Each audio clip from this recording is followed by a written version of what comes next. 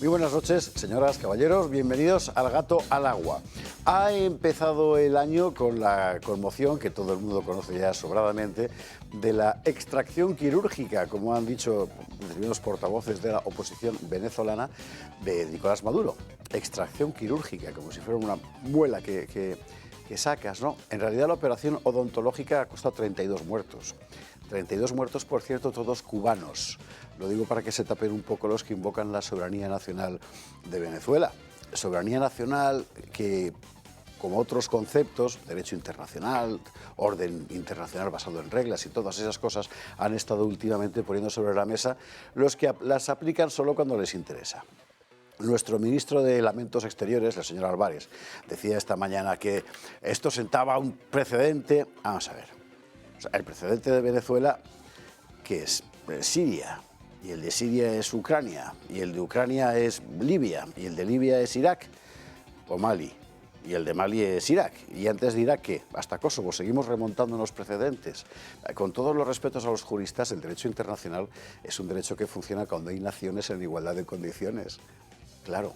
No hay, hace mucho tiempo que no. Y todos lo han estado usando en su beneficio, todos los bandos posibles de la guerra que estamos viviendo. Aquí me gustaría traer a colación una reflexión muy interesante de Éric Zemmour, el escritor, periodista y ahora político francés, el líder de Reconquista, que se llama así su grupo, que explicaba que al final lo que esta operación ha demostrado es que en materia de relaciones internacionales hay un elemento clave que sigue siendo la fuerza. Esto no significa que el derecho no sirva para nada, pero sin fuerza no hay forma de imponer tu propio derecho. Y aquí es donde me interesaría particularmente hacer una reflexión de cocina española, ¿no? Vamos a ver. En 1494 España y Portugal firmaron el Tratado de Tordesillas, que hacía que nuestros respectivos países se repartieran los mares. 370 leguas al oeste de Cabo Verde para España, para acá, para Portugal. A los franceses y a los ingleses les molestó muchísimo. ¿En qué parte del Evangelio había dicho Jesús, verdad, que cuando Dios creó los mares tenía que ser la mitad para España y la mitad para... Bueno, lo que podían haberle contestado los españoles fue, vale, majete, pon tú una carabela 370 leguas al oeste de Cabo Verde. No se lo dijeron, pero podían habérselo dicho. Y digo esto para hacer ver que el derecho internacional, el derecho de las naciones, sin fuerza nacional, sirve de muy poco. Y esta es una reflexión que España, que ha entregado absolutamente toda su potencia nacional, debería hacerse. No hace falta ser una superpotencia nuclear. Italia, la semana pasada, se convirtió en el cuarto exportador mundial, por delante de Japón y de Corea del Sur. Hungría acaba de soltarle las 40 a la Unión Europea, denunciando ante el Tribunal de Justicia de la Unión Europea una decisión del Tribunal de Justicia de la Unión Europea. Las naciones pueden defenderse, las naciones tienen la obligación de defenderse, no por nacionalismo, sino por la supervivencia de sus respectivos pueblos. Y una nación que ha entregado su moneda, que ha entregado su defensa, que ha entregado su comercio, que ha entregado su diplomacia, que lo ha entregado todo a los enemigos exteriores e interiores, ¿esa nación qué es? Pues esa es una nación que será incapaz de hacer valer su propio derecho, ni nacional ni internacional. Y ese es el caso de España. Al margen de otras reflexiones que hoy, por supuesto, haremos en este programa acerca de la cuestión venezolana, yo quería subrayar muy particularmente esto. En términos de interés nacional, España es un país que lamentablemente jamás podrá invocar derecho alguno porque lo ha vendido todo. Y esto hay que rectificarlo de inmediato, sobre todo ahora que los tiempos están maduros. Abrimos semana y abrimos año de gato. Bueno, lo abrimos el otro día, fíjese usted, el viernes. Que jamás podíamos pensar que iba a ocurrir algo semejante a lo que ha ocurrido. Vamos a entrar a fondo en la cuestión y vamos a tratar de ver todos los aspectos y alguna otra cosa más de la que nos está hablando y es asombroso. Titulares. Bueno, lo primero vamos a retratar el estado de la cuestión porque ya sabemos casi todo lo que ha pasado en Venezuela. Digo casi porque evidentemente todo no lo sabremos seguramente hasta dentro de años, ¿no? Pero sí que sabemos casi todo y muy particularmente cómo ha sido posible una operación que en circunstancias convencionales habría costado 2.500 muertos, ¿eh? Claro, porque esto no es fácil hacerlo. Veremos por qué. Reacciones, pues un poco de todo, entre el júbilo, el estupor y la indignación, claro. ¿La indignación de quién? Pues la indignación de los que estaban manifestándose en la Embajada de Estados Unidos hoy en Madrid, por ejemplo. Gente que por supuesto jamás irá a vivir a Caracas con el chavismo, ¿no? Pero que están en lo que están y que invocan el derecho internacional cuando les conviene. Bueno, ¿júbilo de quién? Pues mire, júbilo en realidad de cualquiera que ame mínimamente la libertad. Hay que recordar que el régimen venezolano es un régimen impuesto sobre un fraude electoral masivo a los ojos de todo el mundo. Claro. ¿Y estupor de quién? Pues estupor de la mayor parte de la gente que consideraba inimaginable una operación de este tipo. Lo retrataremos. La pregunta más difícil, la del futuro. ¿Ahora qué va a pasar en Venezuela? Bueno, hay un magnífico artículo de Carlos Salas, hoy en artículo 14, con el que vamos a hablar, por cierto, porque retrata un poco cuál puede ser la hoja de ruta real, la real. Perdón por decir hoja de ruta, ¿qué se le va a hacer? Al final todos caemos en el tópico. Pero en este caso es bastante acertado. Digo la real porque decía Trump en su comunicación, algo que fue muy criticado, que María Corina Machado no contaba del suficiente respaldo popular. Es que es verdad. Es que es verdad. Vamos a ver.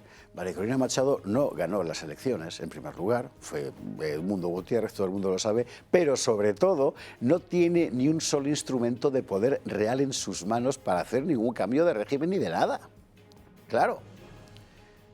Todo lo que vaya a pasar a partir de ahora en Venezuela tendrá que dibujarse a partir del statu quo, que es el de un régimen roto, pero que tiene en su poder todavía la fuerza militar y la fuerza paramilitar, entre otras fuerzas. Bueno, lo veremos.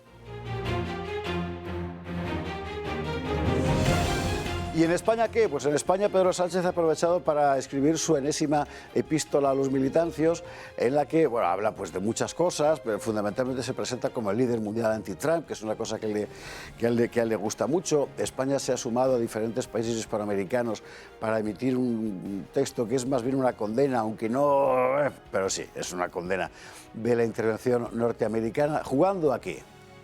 Pues mire, jugando a su interés personal, que esto es lo peor. Jugando al interés personal de Pedro Sánchez, que es a lo único a lo que juega este señor. Bueno, lo contaremos. Y mientras tanto, nadie está hablando de esto, que es una barbaridad. Un grupo de ultraizquierda alemán que se llama Grupo Volcán ha atentado saboteando instalaciones eléctricas en Berlín y ha dejado en pleno invierno sin luz a 50.000 vecinos.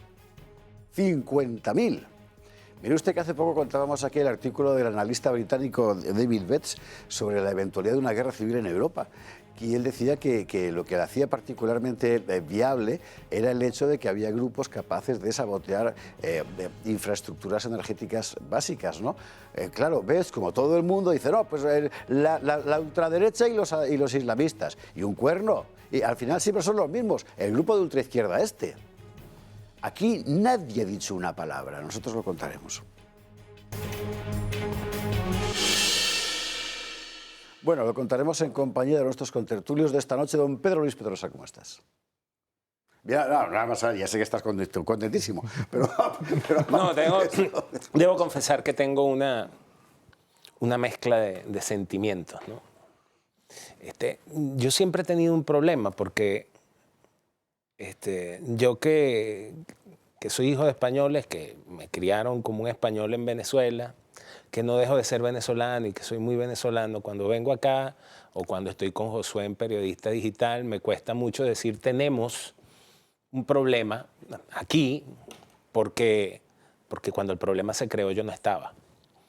Y me siento muy mal cuando digo ustedes tienen un problema porque entonces siento que muchos dirán, bueno, ¿qué vendrá el sudaca a decirnos lo que tenemos que hacer y tal?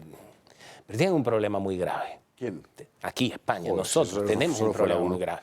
Ya. Los subnormales que están ahí frente, zurdos de mierda, como dice Milei, que están frente a la embajada de Estados Unidos protestando, que le dicen a un paisano mío con la camisa de la selección venezolana de béisbol que se vaya para Miami, ustedes se pueden ir a tomar por culo, ¿ok? Que les orinan en la cara y ¡ay, Pedro, qué bien llueve! Que los están robando, que no tienen puñetera idea de lo que se ha vivido en Venezuela. No me vengan a dar lecciones de patriotismo, pendejo. Lleno de espíritu navideño, Pedro Luis Pedrosa, muy buenas. te recibimos.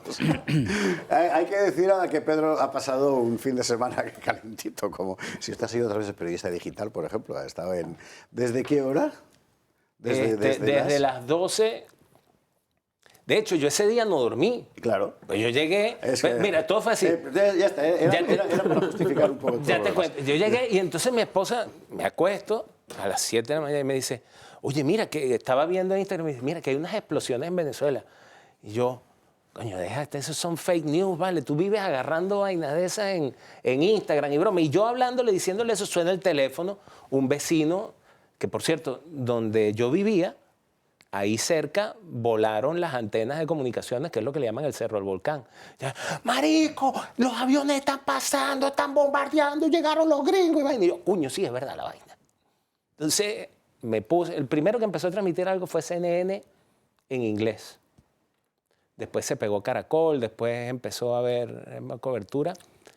Pero lo más sorprendente, y ya me callo porque hay más invitados en la mesa, la velocidad con la que, o sea, no estaba viendo las cuestiones, las explosiones, pam, los videos caseros que empezaron a llegar a las redacciones y de repente el tuit de Donald Trump. Sí, efectivamente. Fue muy rápido, sí. Como operación así, francamente. Ahora, ya luego lo veremos. La operación ha sido brillantísima, pero es una operación imposible sin apoyo interior. Por supuesto. Claro. Bueno, Pedro, bienvenido. Don Iván Vélez, ¿cómo estás? Bueno, hemos encantado de volver al Gato al Agua con un tema tan fácil como el que nos has puesto hoy. Hombre, fácil. Vamos, está todo claro, ¿no? Bueno, vamos a intentar hacer algún comentario prudente al respecto. Yo creo que esto se puede analizar en varios planos. Sobre todo creo que el fundamental es un plano geoestratégico. Geoestratégico que de algún modo lo ha mostrado Trump cuando ha invocado la doctrina Monroe. Y como en otros conflictos de la actualidad, hay un invitado invisible, que es China, me parece a mí. Me parece a mí que por omisión está presente en este conflicto. Habrá que ver hasta qué punto. Y luego habrá que ver también, por hablar de otros planos, lo que atañe, como españoles que somos, lo que atañe a las repercusiones que pueda tener el giro que de Venezuela con respecto a la izquierda española. Me refiero al PSOE y al mundo podemita o podemoide o como se quiera llamar, con aquellas fundaciones que trabajaron en su momento muy codo con codo, con aquellos consejeros áulicos que tenía Chávez, con todo lo que está saliendo ahora. En fin, creo que hay mucha tela que cortar y intentaremos cortar algo esta noche.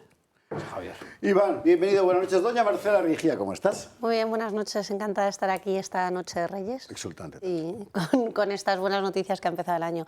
A mí me gustaría apuntar, José Javier, un capítulo poco reconocido que tú has mencionado al inicio del programa, que son estos 32 o 36 cubanos que han fallecido, para recordar que esos cubanos estaban allí por una orden militar, no son voluntarios como mucha gente les hace llamar, y estaban allí para sostener el régimen chavista, porque Cuba siempre ha tenido unos intereses estratégicos en Venezuela, ¿no? Entonces yo creo que eso hay que recordarlo, porque efectivamente hay 36 muertos, pero que le podemos poner las manos de sangre a un régimen tirano como es el cubano, y que deseo que también caiga pronto, como ha pasado en Venezuela. Marcela, bienvenida, buenas noches. Don José Ramón Fernández, ¿cómo estás? Pues como siempre, encantado de estar entre vosotros, tan contento por razones diversas y bueno, pues muy bien, la respuesta es muy bien, y constatando que efectivamente desde que las empresas de todos los países del mundo decidieron incorporarse a la globalización, pues el mundo es global y entonces todo lo que acontece en un punto pues importa en todos los demás, porque la repercusión es inmediata, porque los intereses están entrecruzados. Y tanto China, efectivamente, como decía Iván, como pues podemos mencionar también a otra serie de actores internacionales, como Rusia, como la Unión Europea, que está observando, porque no es capaz de hacer otra cosa, pues tienen interés directo en cuanto ya acontezca y sobre todo en cómo se van a desarrollar los acontecimientos, cosa que es del mayor interés. Eso sí, conviene volver a decir, esto ha sido una operación de una limpieza a pesar de estos fallecidos. Estos fallecidos son cubanos militares, como hay cubanos médicos y como hay cubanos profesores, que son enviados a determinados países a cambio de recursos, de voluntariedad cero. Esto es un trueque. Sí, pero no es lo mismo, ¿eh? Ya. No es lo mismo mandar 100 médicos que mandar 100 fusileros. Pero Claro, van entonces no se porque puede. es la contrapartida Ya. del apoyo económico. Es decir, esto de la voluntariedad es muy relativo, ¿no? Pero, en fin, dicho esto, en ningún otro país hubiera podido hacer una operación de estas características en este plazo y con esta rapidez. Así es que celebramos que se hayan minimizado los daños personales. José Remón, bienvenido, buenas noches. Nosotros vamos a empezar por lo más importante, que es recomendar a tanta gente que hay ahora mismo en el entorno del régimen venezolano provisión médica. Adolfo Albistur, muy buenas noches. Pues muy buenas noches. ¿Vas a agotar los desfibriladores en Yo creo Caracas? que sí, fíjate. La noche me da la Sobre todo, impresión. tú sabes, cuando empieza el año que nos hacemos propósitos, ¿no? Uno de los propósitos míos es pues, proteger y salvar la vida de muchos espectadores. Porque cuando tú tienes cualquiera de estos dos aparatos, tanto el desfibrilador como este para hacerte un electro, sobre todo, ¿qué estás adquiriendo? Estás adquiriendo tranquilidad. Es decir, no es que lo vayas a usar, porque probablemente no lo tengas que usar y ojalá nunca lo uses. Pero sí te da esa tranquilidad de que si pasa algo, tienes el aparato ahí. Es decir, ahora, por ejemplo, que nos juntamos en familia, nos hemos juntado y todavía nos queda la noche de Reyes, el Día de Reyes, ¿no? Muchas veces piensas, ¿no? ¿Qué pasaría si pasara algo aquí, ¿no? Pues bueno, pues esto, porque cuando a lo mejor estás en un gran lugar, que también lo piensas, dices, bueno, sería imposible. Y es verdad que es muy difícil. Tú estás en un campo de fútbol y es bastante complicado que lleguen. De hecho, ha ocurrido en alguna ocasión que ha sido un portero el que ha tirado el desfibrilador porque llegar donde está una persona, incluso en esos 10 minutos, es complicado, ¿no? Pero si estamos, por ejemplo, en casa y lo tenemos en la comunidad de vecinos, no es complicado, porque sales y lo coges, ¿no? Si estamos en casa y queremos vernos cómo tenemos el corazón, no es complicado, porque simplemente es colocarte este aparatito en los dedos con tu móvil y ver cómo lo tienes, ¿no?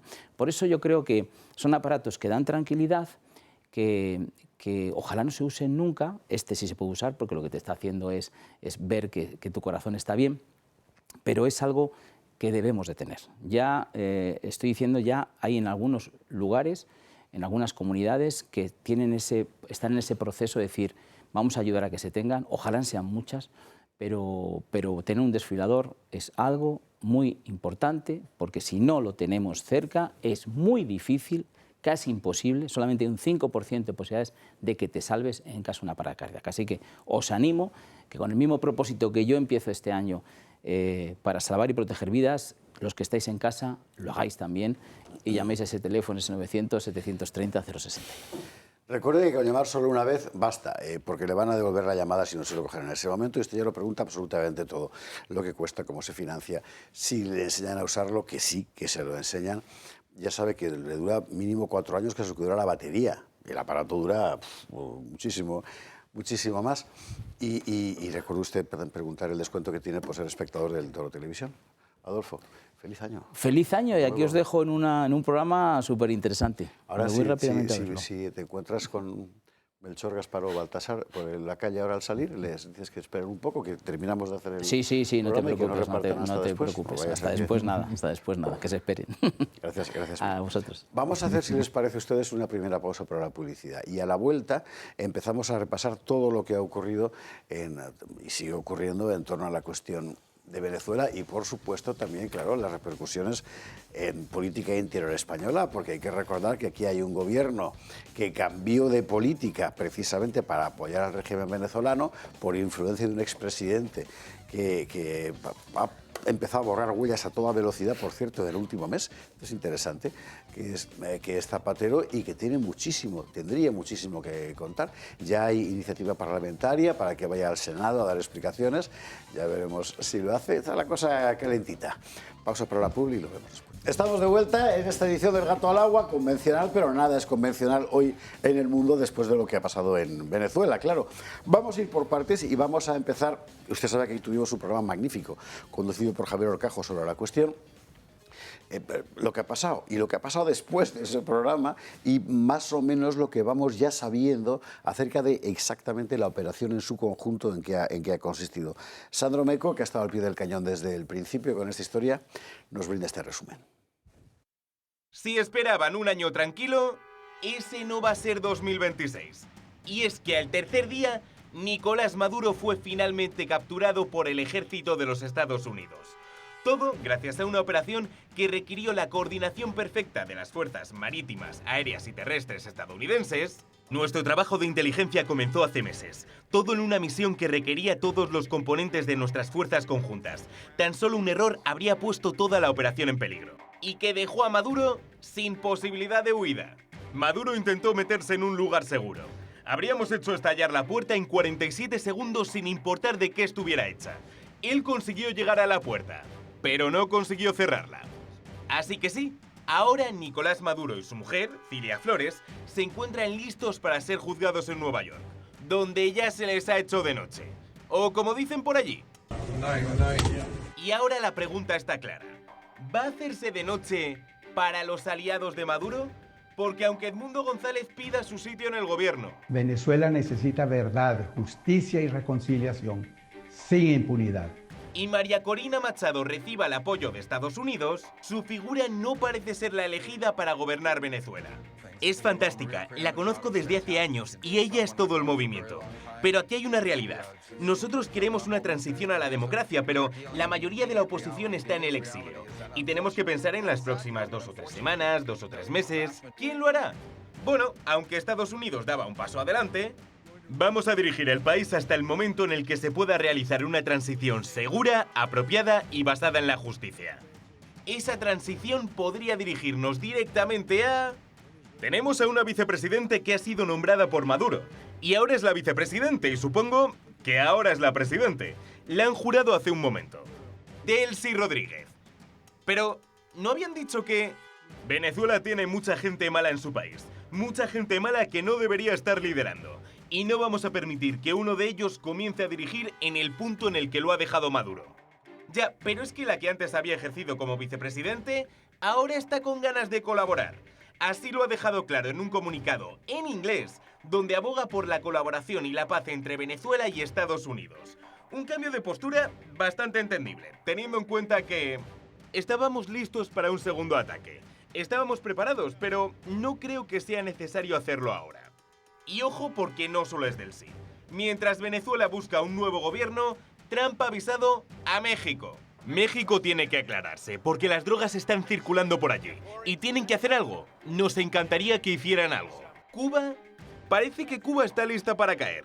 No sé cómo van a resistir, si es que pueden hacerlo.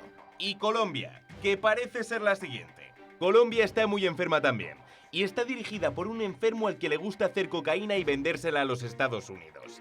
Y no lo va a hacer durante mucho tiempo. Dejadme decíroslo. No lo va a hacer durante mucho tiempo. Por tanto, 2026 comienza así, con amaneceres y anocheceres. El amanecer de un nuevo gobierno en Venezuela a costa del anochecer de Maduro, y con el amanecer o el anochecer por decidir del resto de países de la región. La verdad es que tiene mérito, haber conseguido comprimir esta pieza más o menos la atmósfera. Claro, mucho más que decir, como es lógico, y por eso va a empezar Marcela Rigia a decirlo. Ya. ¿Pero el plano jurídico quieres? No, el plano jurídico vamos a verlo después. ¿no? Ahora estamos en el... O sea, yo creo que en resumen de esta historia me quedo con la palabra que ha dicho antes Iván, que al final es un tema geopolítico, ¿no? Y de estrategia. Yo no sé si realmente Estados Unidos va a poder, o lo veremos en unos meses, unas semanas, restablecer democráticamente el país o no, sino que más bien es una estrategia geopolítica y creo que muy inteligente y de primer nivel, ¿no? Al final ha conseguido neutralizar al régimen chavista, que es lo que muchos deseábamos o esperábamos. Ahora, candidatos, también tema complicado, ¿no? Yo creo que la continuación con alguien cercano o del régimen chavista puede ser más fácil también para los intereses estadounidenses o para controlar el país que interponer a una tercera persona que pudiera venir o no de unas elecciones democráticas, como bien apuntabas antes con el caso de María Corina, o que volviera a Edmundo, ¿no? Bueno, pues es complicado, pero... La realidad es que la noticia es esperanzadora en general. Yo creo que el pueblo venezolano puede estar esperanzado en el cambio, a pesar de que, bueno, yo no soy muy partidaria de Delcy, pero creo que los intereses de la figura que ha promovido todo esto pues pueden ser los más factibles, ¿no? Porque es más fácil controlar el país si se deja una continuidad que si existe una nueva figura. José Ramón, Pedro... Pues sí, me parece un enfoque muy razonable. Yo lo que querría sobre todo es intentar explicar, no explicar, sino poner de relieve que el pensamiento Alicia no tiene mucho sentido. El pensamiento Alicia se refiere a Alicia en el País de las Maravillas. Ajá. Es decir, creo que puedo resolver algo y este algo tiene que ser resuelto inmediatamente. Eso no pasa. Como tampoco pasa lo de aquella serie británica que se llamaba Embrujada, que había una señora que movía la punta de la nariz, que, claro, hace muchos años, pero yo la veía. Y entonces se resolvía todo como por arte de magia. Magia, aquí no hay magia. Aquí lo que hay es un proceso complejísimo en el que tienes que obligar a un sistema que lleva 26 años instalado a que ceda el poder a quienes lo habían recibido por los votos de los ciudadanos de Venezuela, y eso nunca nadie lo hace voluntariamente. Luego habrá que presionar, pero hay que presionar a los que tienen el poder. ¿Y quién tiene el poder? Los chavistas. ¿Quién está al frente? Bueno, pues la persona que es ahora la vicepresidente.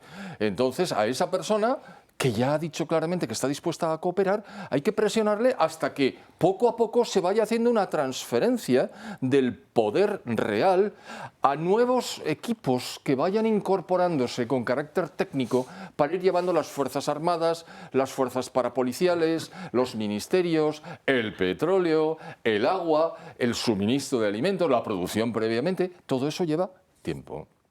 Así que lo único importante aquí es, primero, se ha acabado con la cabeza del régimen. Segundo, se va a cooperar con el régimen. Y tercero, cuando ya se haya hecho esa transferencia, entonces aquellos que fueron elegidos podrán ser o bien incorporados directamente o bien unas nuevas elecciones libres que permitan que esos que fueron elegidos lo sean nuevamente. Y no me refiero a María Neconina Machado porque no fue elegida, fue precisamente Edmundo González. Pero en fin, esto es lo de menos y va a llevar muchos meses.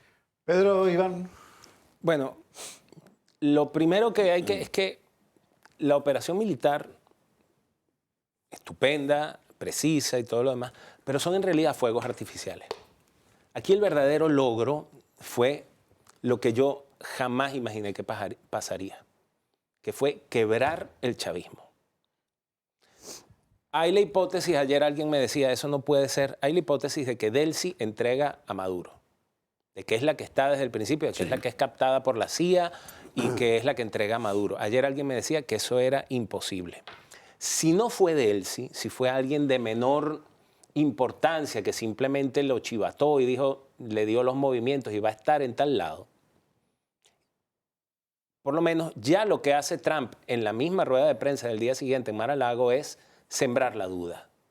Estamos en contacto con la vicepresidenta. Entonces, aquí el otro actor que debe estar, que si le empujan un cacahuate no le entra, es Diosdado Cabello. Y Diosdado Cabello es un individuo tal vez el más peligroso y que en astucia, entendida la astucia como la inteligencia al servicio del mal, compite con los hermanitos siniestros, con Delcy y con Jorge Rodríguez. Entonces, pudiese haber una situación en la cual hay un enfrentamiento interno entre las facciones chavistas que quedan, que solían ser 3. De hecho, solían ser más. Solían ser los que eran los chavistas originarios. Después estaban los de Tarek El Aissami, que tenían intereses básicamente crematísticos.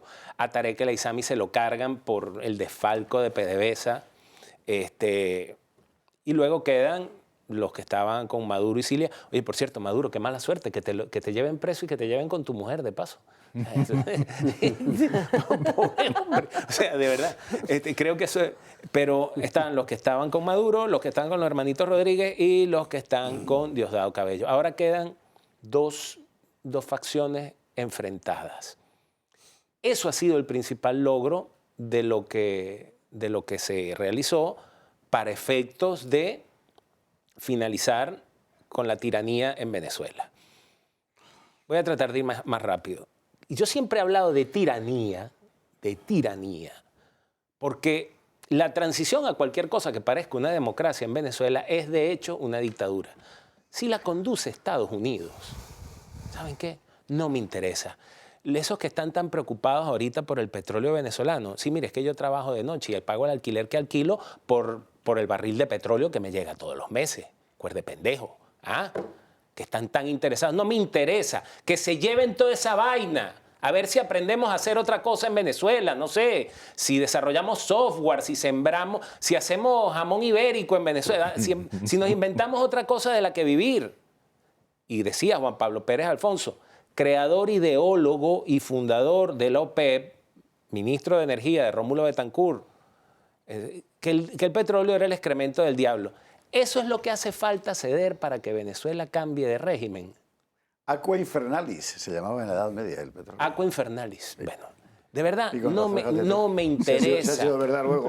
No me interesa. La democracia, ¿saben qué? No me interesa. Me interesa la dignidad humana. Todos ustedes que están ahorita lloriqueando, plañideras todas, no han sufrido lo que hemos sufrido en Venezuela. Y lo que sigue sufriendo mucha gente en Venezuela, en particular los presos políticos. Por último, María Corina Machado. María Corina Machado fue un instrumento de la sociedad venezolana para darle una cachetada al régimen y a la oposición. Y ella terminó abrazándose con toda la oposición que la odiaba. ¿Ok? Su legitimidad no es liderazgo, es popularidad. Muy popular, pero María Corina no controla ni el cuerpo de bomberos del Distrito Federal.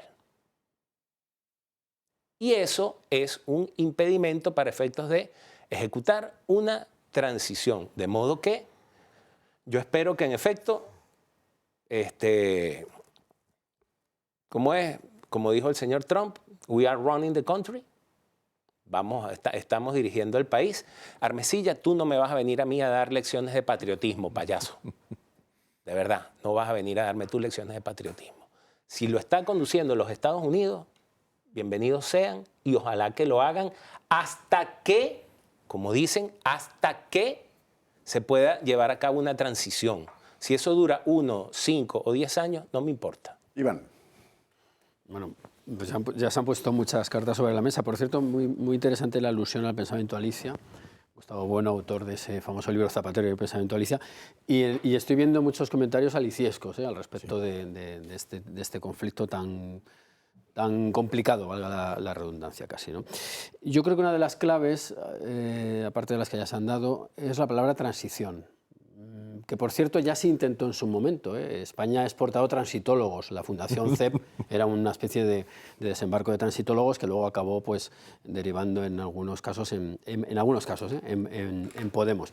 Y claro, hay semejanzas. Yo veo algunas semejanzas entre la transición que parece que está, bueno, porque ellos la han invocado, que se está iniciando en Venezuela y la que se dio en España. Es decir, la liquidación total del régimen anterior puede ser una gran imprudencia y puede desencadenar conflictos violentos, que es un poco quizá lo que me ha parecido entender de que comentaba Pedro Luis, de las facciones todavía latentes en esas familias chavistas que todavía existen, ¿no? Entonces, quizá el uso durante un tiempo de Delcy Rodríguez, vinculada además al petróleo, que hasta que se lleguen los jamones ibéricos es lo que tiene Venezuela, pues es un factor de realismo político, porque lo aliciesco es pensar que todo es en aras de una democracia que luego habría que definir. Es que eso es hablar ya de una manera tremendamente solemne. Hay que ser realistas.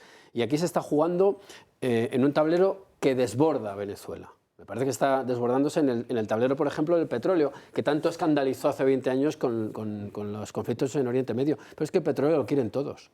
El Aqua Infernalis que decías tú, Esparza, la quieren todos. O sea, nadie renuncia a ellos, ni tendría sentido que renunciaran a ellos. Por otro lado, invocaciones, estoy intentando poner sobre la mesa más factores de análisis. Invocaciones al derecho internacional. Bueno, son muy solemnes. Y yo creo que de algún modo, Esparza, tú lo has criticado en tu intervención inicial. A mí lo del discurso las invocaciones al derecho internacional, pues creo que hay que pasarla por el tamiz del discurso de las armas y las letras del Quijote. Es decir, las leyes solo se sostienen por la fuerza de las armas, es decir, por quien puede hacerlas cumplir. Y quien puede, y por mucha caricatura que se haga de Trump y demás, bueno, pues el que quiera marcarle los terrenos, adelante con los faroles, que tenga la fuerza suficiente para hacerlo, porque Europa, por ejemplo, no la tiene. E internamente, y ya acabo, Venezuela, o la oposición venezolana, tiene, como dices tú, popularidad, pero no tiene el poder de las armas, las que decía Don Quijote, que son las que pueden hacer o no cumplir las leyes. Entonces, yo creo que aquí falta un barniz potente de realismo político, que es lo que he hecho en falta en algunos casos que estoy viendo. Y menos en Trump, solo que envuelto en esa retórica espantosamente mercachifle que se gasta el caballero. No, y envuelto, Claro, perdona, y envuelto en una operación televisada como se hizo con Bin Laden. ¿Por qué? Porque la poética y la imagen y la estética del imperio, porque hay que hablar de imperio sin ningún tipo de tapujos y sin ningún tipo de remilgo, estamos en el mundo real, ¿no? La estética del imperio norteamericano es el cine, como lo fue en el imperio español las relaciones y fue anteriormente otro tipo de imágenes y serán en el futuro el imperio que venga. Entonces, claro que te lo tienen que televisar y claro que tiene que haber una puesta en escena muy cuidada, porque el famoso relato, que es una palabreja que a mí no me gusta mucho, como bien sabes, tiene que acompañar a los hechos, así de simple.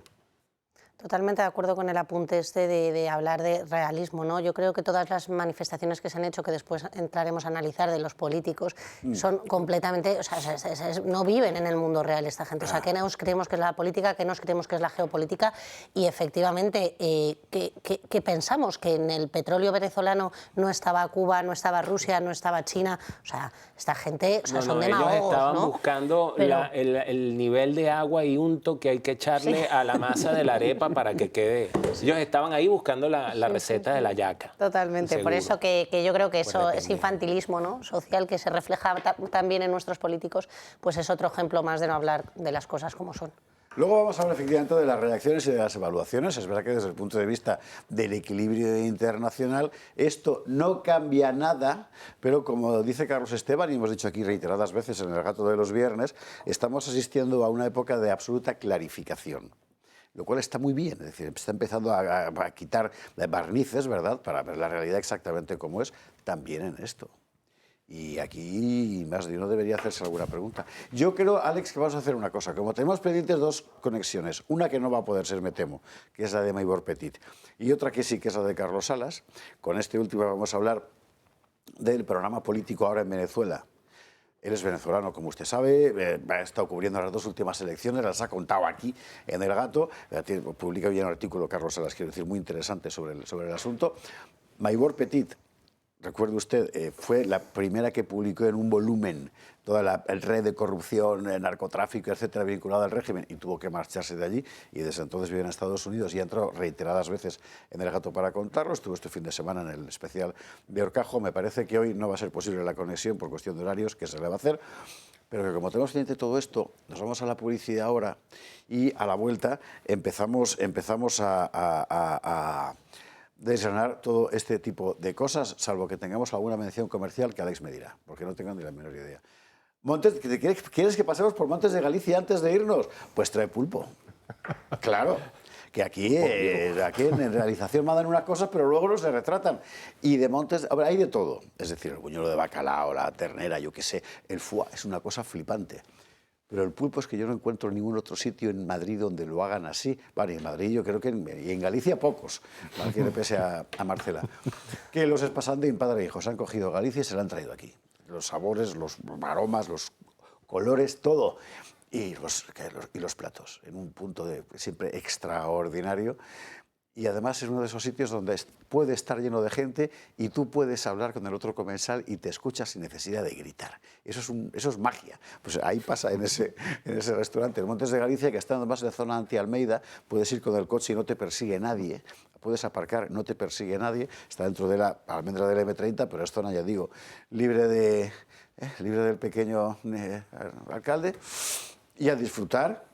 Reserve ya, calle Azcona 46, en Montes de Galicia. Y mientras Alex trae el pulpo, nos vamos a la publicidad. Y a la vuelta nos vamos con Carlos Salas. ¿Sabe usted qué pasa? Que con esto de la cabalgata estamos grabando esto un poco antes de que se emita, claro, porque si no luego no se puede salir de esta parte de Madrid. Así que estamos pensando ahora, imagínese usted que en esta hora, no sé, Delcy Rodríguez hace ese pucu o algo, yo qué sé. Me lo creo, ¿no? Puede ser, pero esperemos que no. Bueno, ¿qué puede pasar a partir de ahora? Y esto es muy interesante y también, digamos, que enfrenta un poco, o debería enfrentar iba a decir a la opinión, a la gente que opina con la realidad.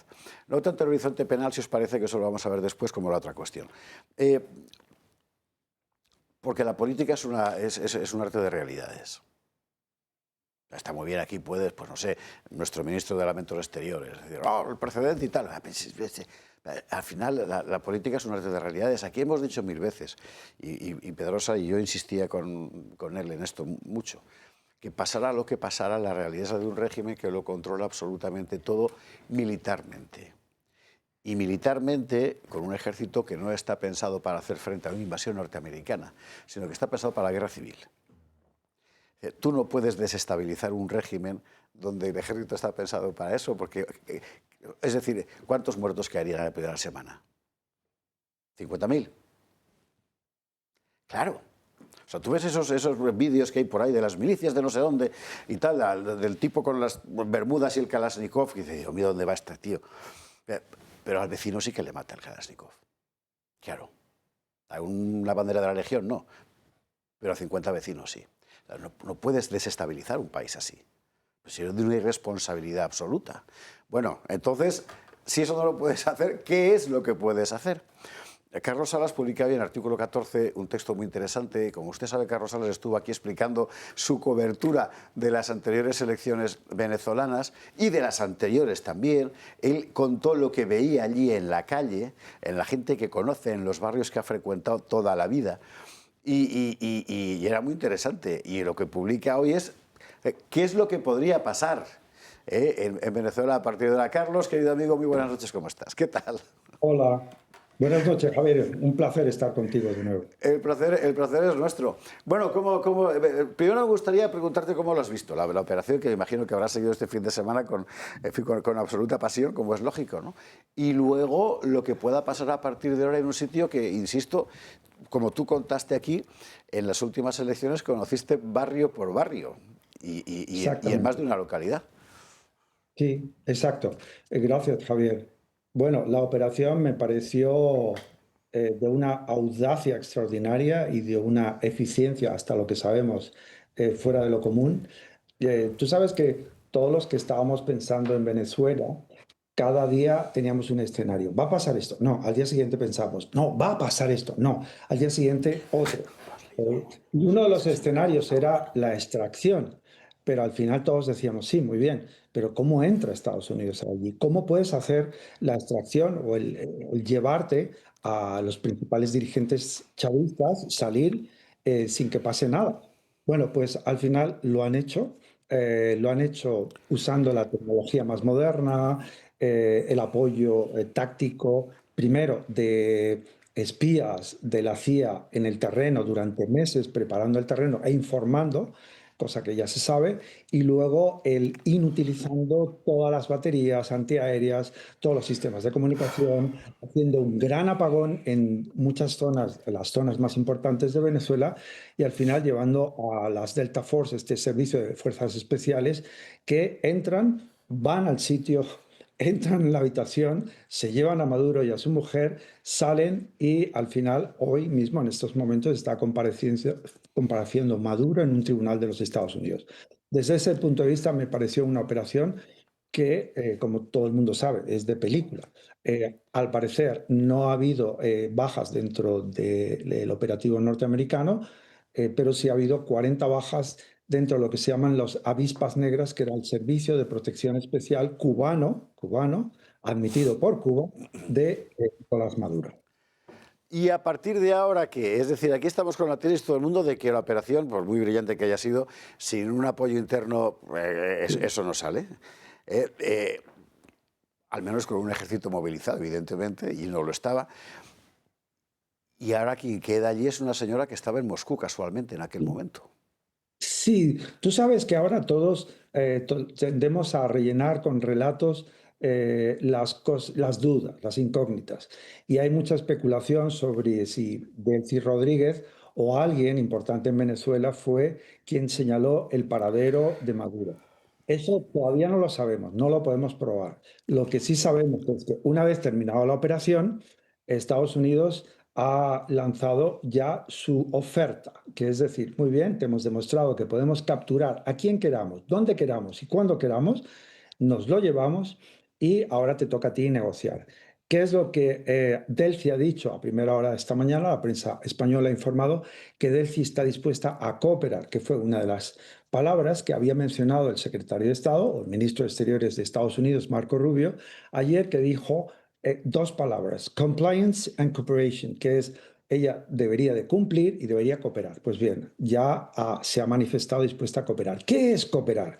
Bueno, aquí ya, primero me parece ya un gran avance que Delcy Rodríguez haya pasado de tienen que devolvernos Maduro, el presidente, y toda la retórica que conocemos de los chavistas, a decir, estoy dispuesta a cooperar.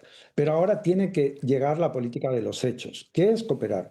Soltar, liberar a 1000 presos políticos, el garantizar el regreso de millones de venezolanos, el desarmar, y esto es importante, el desarmar a las fuerzas paramilitares que están muy armadas de paramilitares venezolanos, que son los colectivos que hemos visto mucho en las elecciones pasadas, que iban en moto, que iban armados e iban matando, asediando, secuestrando y llevándose a la gente. Entonces, eso es un grupo paramilitar que principalmente depende de Diosdado Cabello, ministro del Interior. Por eso es tan importante ahora que Venezuela muestre señales, porque Donald Trump es un empresario y los empresarios no se mueven por el mundo de las palabras, se mueven por el mundo de los hechos. Y si ella demuestra con hechos poco a poco que el chavismo o los chavistas y ese gobierno chavista está dispuesto a ir cambiando las condiciones de vida de Venezuela, Estados Unidos irá mejorando su postura frente a Venezuela y pasará de esta segunda amenaza de agresión, que es lo que ha dicho Donald Trump: si no obedecéis vamos a agredir otra vez, a cooperar. ¿Cómo lo van a hacer? Supongo que con inversiones, pero sobre todo lo que se necesita ahora es de parte del gobierno de Delcy Rodríguez es aprobar cosas que permitan pensar que está habiendo un cambio en Venezuela y que los venezolanos se lo creen. Eso es lo importante ahora. Vale, eso puede hacerse sin crear una erosión grave, una fisura grave dentro de lo que le queda al propio régimen, que ahora está enteramente desmoralizado, como es lógico. Claro, eso es lo que yo espero.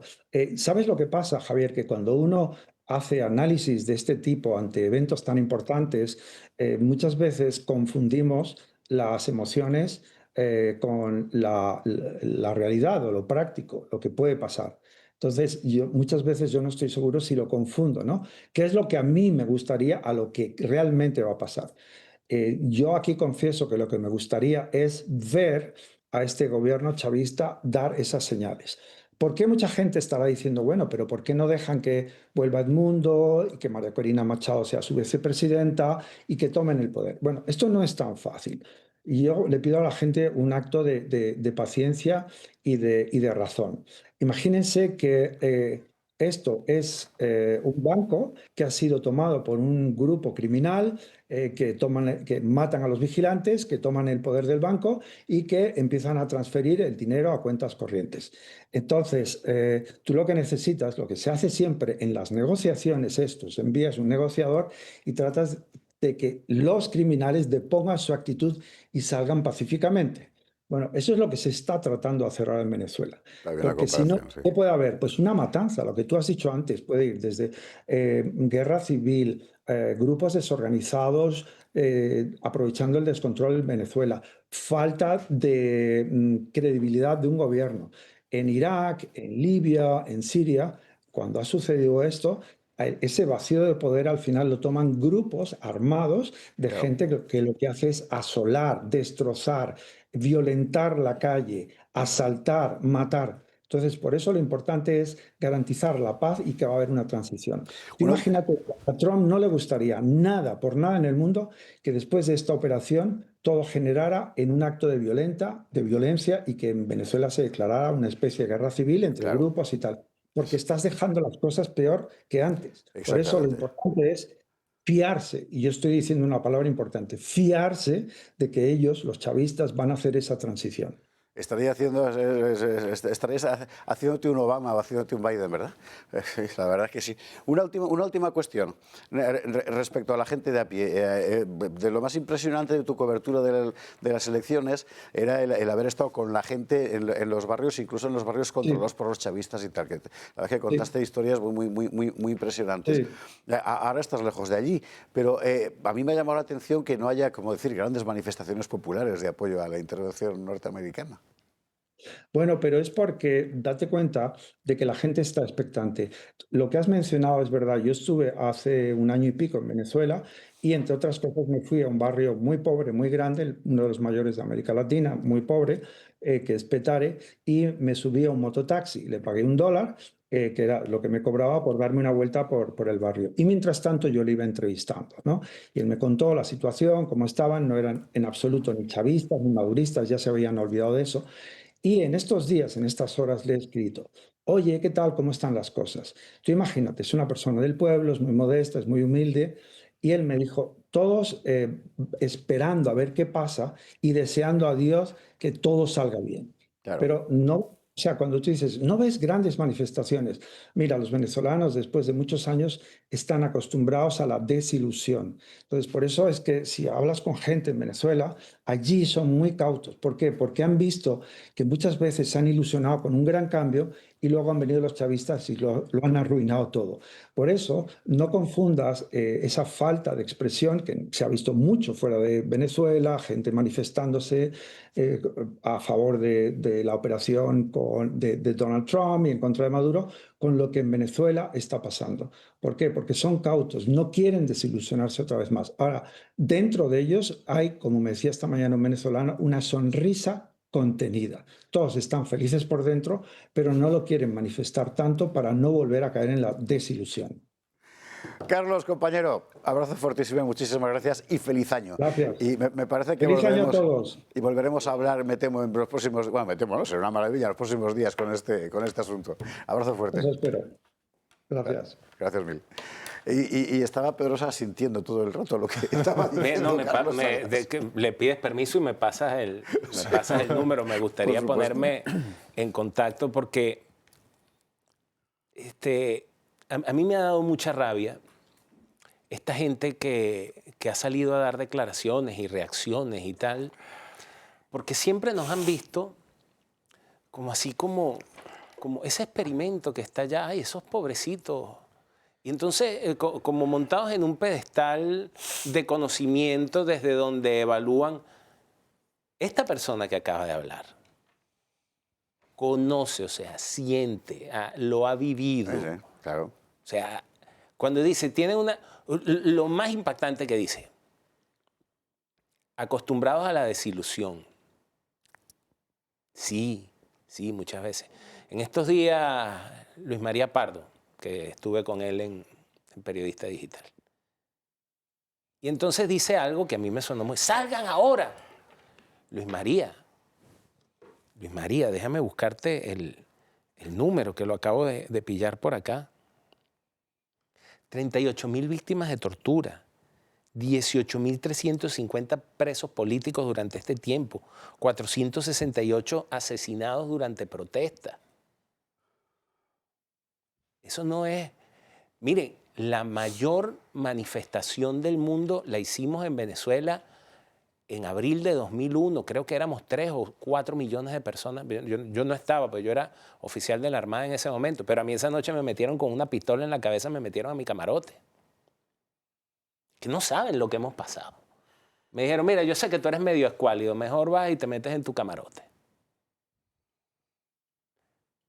Él tiene razón. O sea, la gente no va a salir a la calle. ¿Por qué? Porque saben que todavía está Diosdado, porque saben que Diosdado controla los colectivos, porque saben que los colectivos viven para matar. Esto es una cosa muy importante, esto que está contando Pedro. Aquí lo hemos explicado muchas veces, y perdonadme que os doy la palabra enseguida, pero es que para entender correctamente la realidad venezolana como la de otros lugares, porque en Irán mutatis mutandis y en otro registro, pero pasa un poco igual. El régimen no solo se ha apoderado de los instrumentos de poder real, de poder institucional, sino también de poder fáctico. Es decir, que tú has creado, por así decir, tu propio pueblo revolucionario. y has financiado desde hace años a gente que vive solo para eso. Esos que se llaman los colectivos, las misiones, o no sé qué, son en realidad, usted imagínese, mira, me viene bien la comparación. Usted imagínese que aquí en España, por ejemplo, de repente aparecen, pues no sé, centenares de ONGs, de asociaciones, de no sé qué, no sé cuántos, que son coartada del tercer sector, sociedad civil, etcétera, en realidad están financiados por un poder para trabajar solo para ese poder, desde fuera del marco institucional, pero presionando en la calle. Es eso lo que se ha hecho allí. Con lo cual, no hay una vida civil libre, porque la vida civil está ocupada por el poder extrainstitucionalmente también. Y es que si no se entiende esto, no se entiende cómo funcionan esos Pero además de regímenes. eso, de esos grupos de coerción, está el que está coercionado por el hambre. No, claro. O sea, que es que tú dependes de mí y exclusivamente de mí, y si tú te me volteas, no comes.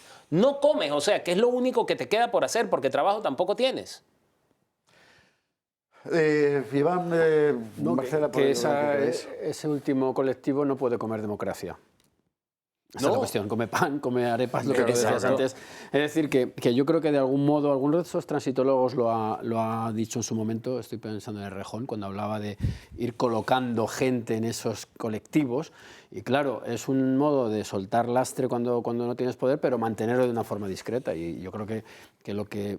Quiero decir que las condiciones para una democracia tan invocada como se está haciendo en los últimos días, las condiciones materiales tienen que existir y probablemente en Venezuela no existan de inmediato. Entonces, por eso yo insistía en que la palabra transición es absolutamente crucial en estos momentos, ¿no?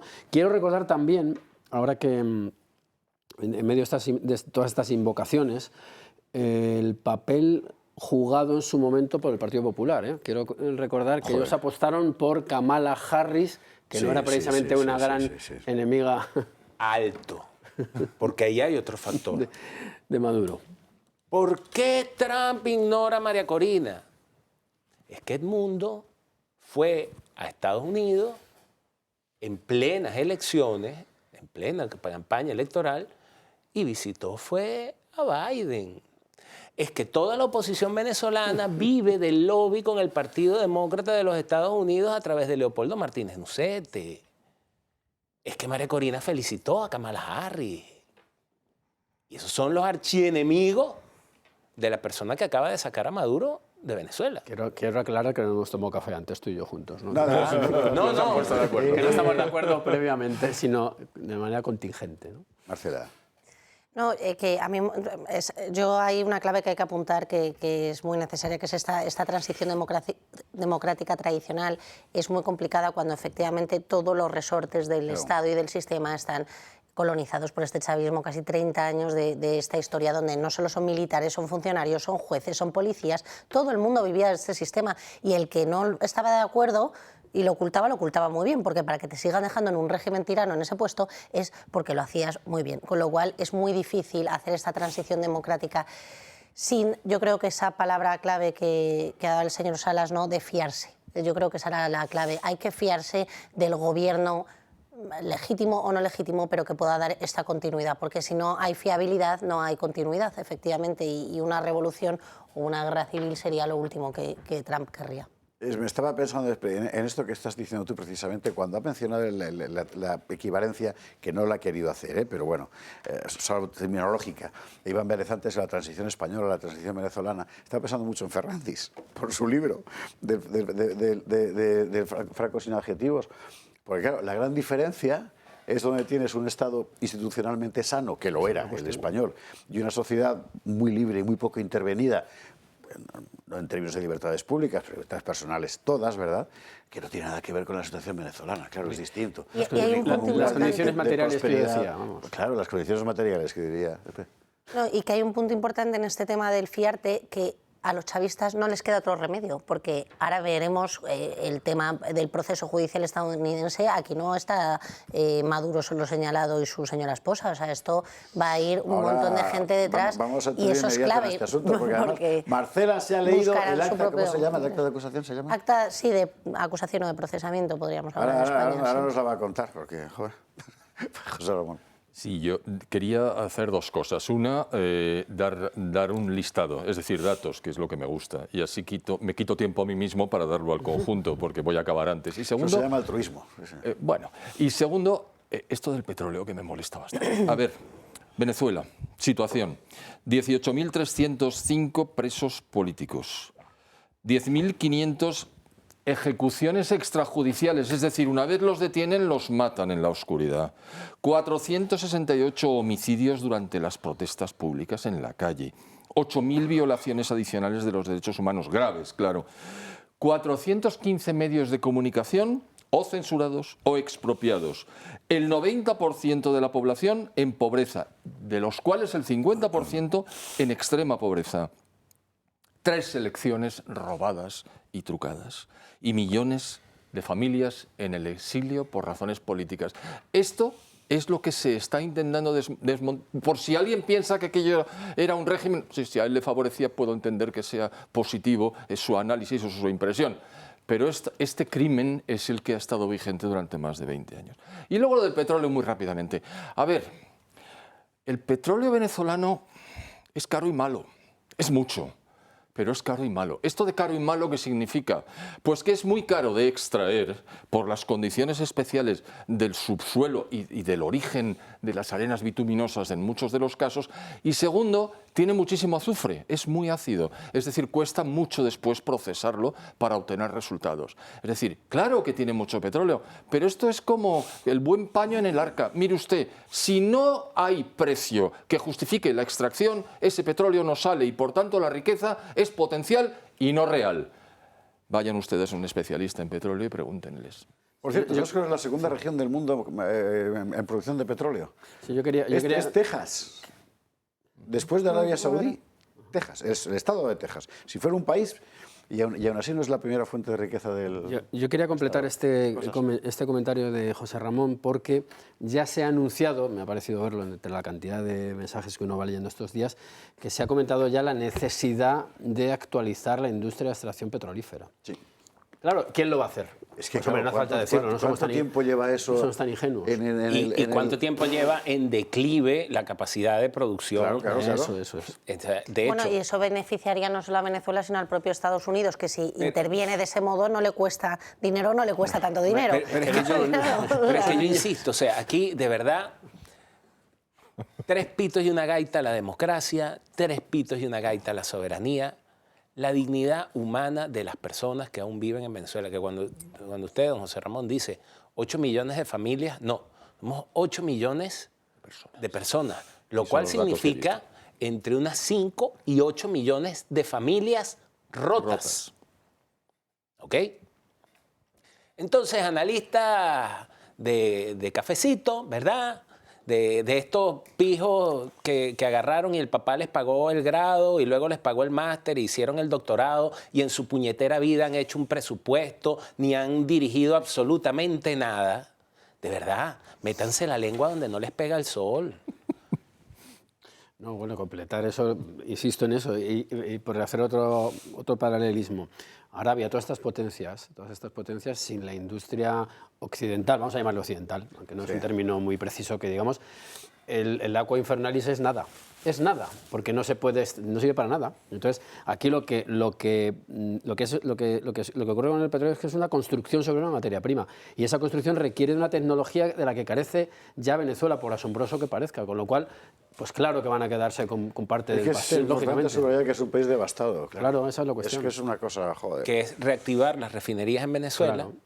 Citgo, que sigue siendo, ahí con los litigios legales pero que sigue siendo venezolana y que está en Texas, por cierto, en Estados Unidos, es la única refinería en Estados Unidos que puede procesar este petróleo. Que de paso, Venezuela tenía una filial como Citgo aquí en Alemania, que se llamaba Feba Oil, a la cual se llegó a un acuerdo con la Unión Soviética en aquel entonces. Mira, pon tu petróleo ahí en Feba Oil y yo mando la misma cantidad para Cuba. Estamos en época de Guerra Fría todavía. Cuando Chávez llegó, dijo que eso no servía para nada, pero era la puerta, Feba Oil era la puerta de entrada del petróleo venezolano, del crudo extrapresado venezolano, a Europa.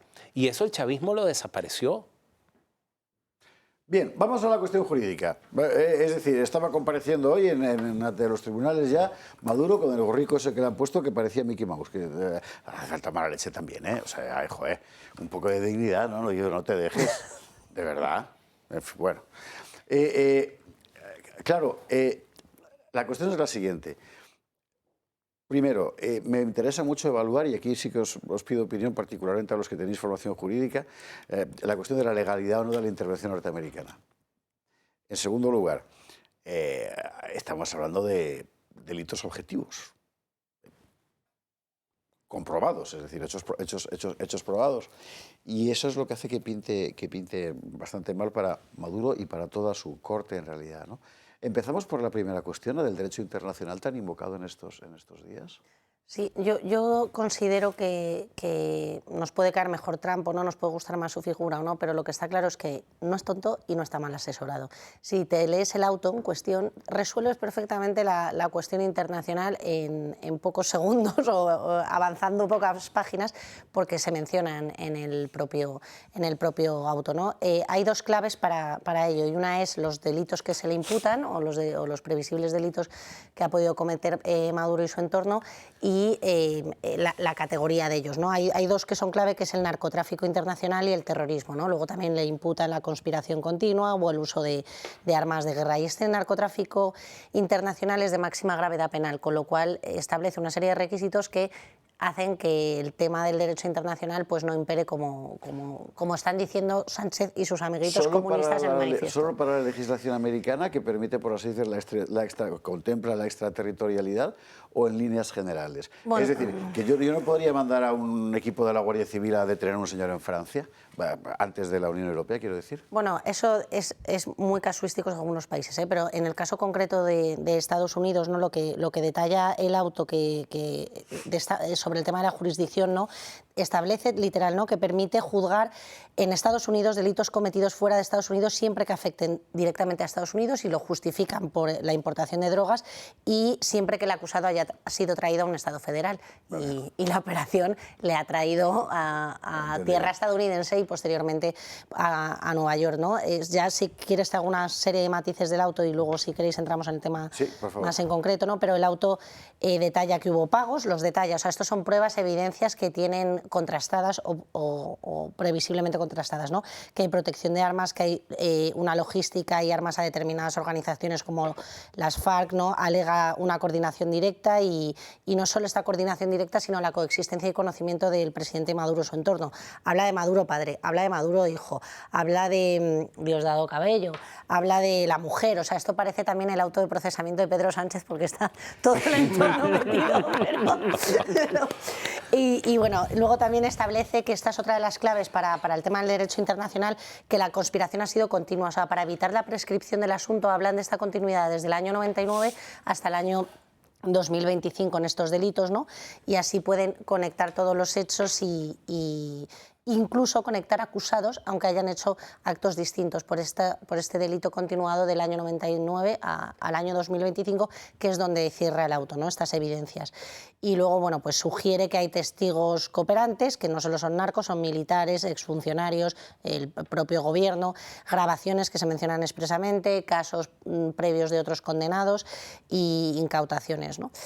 Y luego sobre el tema de la inmunidad presidencial, que también se ha hablado mucho, ¿no?, de que no pueden extraditar como a un presidente como tal para que fuera juzgado, pues el propio auto también habla de esto y habla que esta inmunidad penal internacional no cabe traer la colación en tribunales nacionales, con lo cual, como le está juzgando Estados Unidos en un tribunal nacional, no sería de aplicación. Y además es que el auto en concreto establece que estos actos criminales son privados de Maduro y todas estas personas del entorno o que el auto enjuicia, no de Estado. Y esa es otra de las claves para que no sea un ataque a un Estado, sino a unas personas concretas que que utilizaban el régimen y abusaban de los contactos del régimen para poder hacer estos delitos. Bueno, eso tiene una parte interesante, que es que, digamos, que libera al régimen institucionalmente hablando de carácter delictivo. Sí, por Eso ejemplo, le permite... en su continuidad, por ejemplo. Claro, Sí, eso sí. es una cosa... sí. Ese matiz es importante. Y ya, por último, esta inmunidad política a jefes de Estados, ¿no? En cualquier caso, en la legislación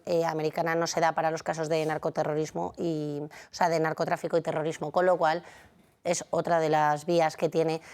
El auto es sólido jurídicamente. Luego vamos a entrar a evaluar el tema del derecho internacional, el tema del acceso, el tema de sacar o no a Maduro por esos medios, pero es sólido y yo creo que tiene fundamento para poder tener visos de continuidad. Quizás el juicio no lo veamos tan pronto, pero sí que podemos ver detenciones. Por eso hablo de esta fiabilidad y de continuidad del gobierno de Maduro, porque les interesa favorecer la transición, ¿no? A lo mejor en ese sentido el término cooperación en boca del Elsi Rodríguez quiere decir algo distinto a lo que estábamos pensando. En fin. Yo he estado leyendo un par de informes jurídico-formales porque como no tengo esa formación que tienes tú, pues me he visto obligado. Y lo que dice fundamentalmente es que el derecho penal federal de los Estados Unidos está orientado a la eficacia y no tanto a la forma como se obtuvo la presencia en los Estados Unidos del sujeto de turno. Es decir, esto puede generar algún tipo de problema diplomático, pero el tribunal, si tiene base legal para juzgar los hechos imputados, lo hace sin consideraciones de derecho internacional. Pero no solo eso, además es que si tú extraes, secuestras, logras la presencia de un imputado que ha sido, que tiene desde el año 2020, en el caso que nos ocupa, una orden judicial del Estado, del sur del Estado de Nueva York, si lo sacas contra su voluntad, eso no contamina la actuación del tribunal. Esto en Europa no pasa, pero en los Estados Unidos sí. Y además tiene el aval del Tribunal Supremo, del famoso SCOTUS, como le llaman ahora, para hacerlo todo más sencillo. Y es que se llama Kerr-Frisbee, lo digo por abogacía, porque tiene tres elementos. Kerr versus Illinois de 1886. Se dio ya un caso en esa época, luego hubo otro en 1952 y el último, Estados Unidos contra Álvarez Machaín, 1992, un señor mexicano al que la DEA sacó de México y llevó a Estados Unidos a enjuiciar. Es decir, desde su punto de vista, esto es perfectamente legal y va a abocar a una sentencia. Efectivamente, el acusado tiene que estar en territorio estadounidense y es lo que han logrado y así ya puede continuar la acusación porque hasta ahora pues era como este auto de enjuiciamiento. Bueno, lo cual ponen, volviendo un poco a los argumentos de antes, ponen en solfa esta idea de una especie de derecho universal y totalizador, ¿no? Y las sociedades políticas tienen sus reglas y los límites están en la fuerza que tengan otras sociedades para contrarrestarlos. Eso es muy interesante ese asunto y es del que vamos a debatir de inmediato. Pero antes quiero escuchar a Pedro acerca de este horizonte. A mí los análisis jurídicos en Venezuela desde hace mucho tiempo que me vienen al pairo, de verdad, porque donde no hay Estado de Derecho tú no puedes hacer análisis jurídicos, ¿no? Esto que acaba de leer Marcela, que acaba de ser apostillado por don José, es para consumo interno de los Estados Unidos. Es decir, Donald Trump agarra y dice, ¿saben qué? Yo tengo aquí las herramientas legales para que ustedes, demócratas mugrosos, no puedan venir a por mi cabeza por lo que acabo de hacer. Me refiero a los demócratas, al Partido Demócrata. Yo tuve un profesor que lo he mencionado antes aquí en el programa, que es una de las personas más brillantes que yo he conocido, pero que uno nunca sabía para qué lado de la fuerza estaba jugando, ¿no? Y él, es una frase de él que dice, el derecho internacional es una entelequia, producto de las mentes calenturientas de algunas almas filantrópicas. ¿Saben qué?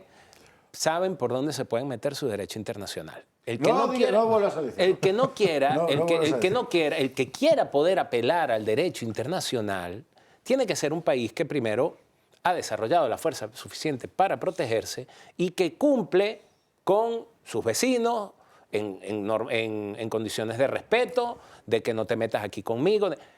Un Estado soberano en toda regla, como lo define Stephen Krasner, tiene un libro que se llama Soberanía e Hipocresía Organizada, que más o menos define. Venezuela no es soberano desde hace mucho tiempo. No lo es. Es que esa es la cuestión. No lo es. Venezuela no es un Estado soberano, porque un Estado soberano, donde hay al menos 3 potencias extrarregionales que controlan al gobierno interno, para muestra un botón que quienes son abatidos durante la operación. Esto sí que el embajador García Valdecasa se molestó conmigo porque hablé de bajas. Estas sí son bajas. las bajas que se dieron, los 32 cubanos avispas negras que dieron de baja, demuestran que Venezuela no es un país soberano. Entonces, ¿de qué derecho internacional me están hablando? Hay una cuestión que un poco más allá del caso venezolano, yo lo voy a poner encima de la mesa y vosotros luego hacéis lo que queráis. Me insultáis o me tiráis un botijo o lo que fuere. Pero yo sé que esto no es lo que dice la mayor parte de la gente, pero me parece que este caso demuestra, como muchos otros, que seguir hablando de derecho internacional en los términos clásicos, en los tiempos donde al mismo tiempo se fuerza la globalización o la transnacionalización por la vía que sea, y mucha gente lo considera positivo, es una enorme contradicción. Porque es que no tiene ningún sentido. Lo mismo vale para todas las injerencias cubanas, venezolanas, chinas o lo que fuere, en términos de salvar las democracias locales, porque ellos lo dicen así, claro, que el argumento equivalente cuando lo toman los anglosajones, ¿no? Claro. Tú estás justificando tu injerencia en una soberanía ajena en nombre de un bien superior que defines tú. Y a esto lo llamas orden internacional basado en reglas. Pues tenía que explotar. Y al final ha explotado, bueno, ha explotado muchas veces, ¿no? Sí. Pero esto es un perfecto ejemplo. Tienes un país, en este caso concreto, me parece que se va a ver mejor que cuando el que ataca es Putin, por decirlo claro, ¿no? Tienes un país que objetivamente ha roto su soberanía nacional, porque se ha entregado a otras potencias, como es el caso de Venezuela, que objetivamente se ha construido sobre una ilegitimidad plena, porque no tiene legitimidad ninguna, ni legal, ni racional, ni carismática, ni Max Weber, que lo fundó. No, o sea, hemos robado directamente unas elecciones, que se ha fundido el patrimonio entero del país, que lo ha arruinado. ¿Puede invocar realmente derecho internacional para protegerse? Entonces el derecho sería ridículo, ¿no? La verdad que eso es lo más importante, que es que ese orden internacional basado en reglas, mire, estamos en otra página. Así como... Es que es la cuestión. ¿Y eso quiere decir que no tiene que haber orden? No. Lo que quiere decir es que va a haber que empezar a pensar en otro, ¿no? Que sea eficaz, digo yo. Eso. No, que es un apunte muy interesante. Yo no lo había pensado hasta ahora, pero efectivamente hasta conceptualmente es incompatible el globalismo con el derecho internacional clásico. Pues sí. O sea, no estamos hablando de soberanía plena, en el otro estamos hablando de ruptura de la soberanía. En uno estamos hablando de una intervención y en el otro de intervención, ¿no? Efectivamente, lo que pasa es que esta gente siempre apela al derecho internacional en este caso o a lo que le convenga según el relato. Entonces, como ahora les interesa, vienen a llamar al derecho internacional, pero en miles de causas que defienden ni siquiera defienden el propio derecho internacional, ¿no? Quizás sea conveniente recordar en este momento la existencia de una institución fallida por antonomasia que se llama Organización de Naciones Unidas, que es la que desde su creación no ha sido capaz de imponer esas decisiones pacificadoras basadas en el derecho internacional, porque los 5 miembros del Consejo de Seguridad se han asegurado de que eso no pudiera funcionar. Es constitutivo de la personalidad de Naciones Unidas el hecho de que sea una institución fallida, como Venezuela es un Estado fallido, como Somalia es un Estado fallido desde hace muchísimos años, y el hecho de que ya vayan reconociendo a Somaliland es una prueba, y es que parece como si se estuviera pasando una especie de trapo y el cristal estuviera cada vez más claro. Pues eso, la gran clarificación. No, yo volvería un poco al inicio, ¿no? A ejemplos que ya tenemos de órdenes internacionales o órdenes mundiales, como queramos, imperios. Yo creo que en el fondo está la palabra latiendo constantemente. El Tratado de Tordesillas, pues claro, lo firmaba quien podía firmarlo. Y entonces, en cuanto las otras potencias, Inglaterra y demás, tuvieron más fuerza que los firmantes, se acabó el tratado internacional. Eso sí que era internacional y de un carácter amplio, ¿no? El tema de Putin, ¿quién le pone el cascabel al gato en Ucrania? Pues la fuerza que se le pueda oponer a esa expansión que está haciendo Rusia. No es una cuestión ¿cómo decirlo?, de esgrima, de toreo de salón, no es una cuestión de ir al terreno, de qué fuerza opones a la otra fuerza. Es que yo creo, parece muy simple este argumento, pero es el que por cierto, rige ya el que mundo. saca el tema Rusia, Claro. esto que ha pasado en Venezuela me da a mí a entender que estamos muy cerca de que Zelensky agarre... Sí, por cierto. A mí también me da a entender esa es la otra. que volviendo otra vez, siento ser tan insistente, al inicio de este debate, que estamos en un movimiento de tectónica de placas políticas y que tendrá sus réplicas en otros sitios, quizá en Ucrania, por la que más inmediata parece ser es la repercusión en Cuba, que ya lo ha sido por la vía de la neutralización de estos 32 agentes. Es decir, que las cosas son más amplias. Bueno, seguimos dándole vueltas a esto, que es la gran cuestión, ¿eh? ¿Y dónde nos deja a nosotros? A nosotros como país. Vamos a pensar en términos... O sea, olvídese... Yo sé que es difícil, olvídese de Zapatero, pero olvídese de él un instante. Es decir, España seguirá existiendo en principio, ¿verdad? Bueno, y estamos dentro de un mundo. Esta contradicción es un hecho. Y me parece que viene muy bien ese contexto para interpretar todas las reacciones públicas de nuestros políticos y de otros políticos de otros países en estos días. Oye, pasa una cosa que yo citaba antes en el editorial que me parece que es absolutamente... Es la mejor imagen posible, que es Orbán denunciando ante el Tribunal de Justicia de la Unión Europea, al Tribunal de Justicia de la Unión Europea, por haber tomado medidas absolutamente ilegales, que lo son, contra Hungría. Claro, ¿en qué estamos?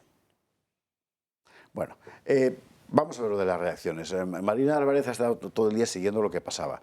También lo que ha contado Meloni, lo que ha contado Marine Le Pen, que ha sido muy comentado. Perdonar usted, pero me parece que para nosotros es mucho más importante lo que comente Marine Le Pen o lo que comente Giorgia Meloni que lo que comente Cuca Gamarra.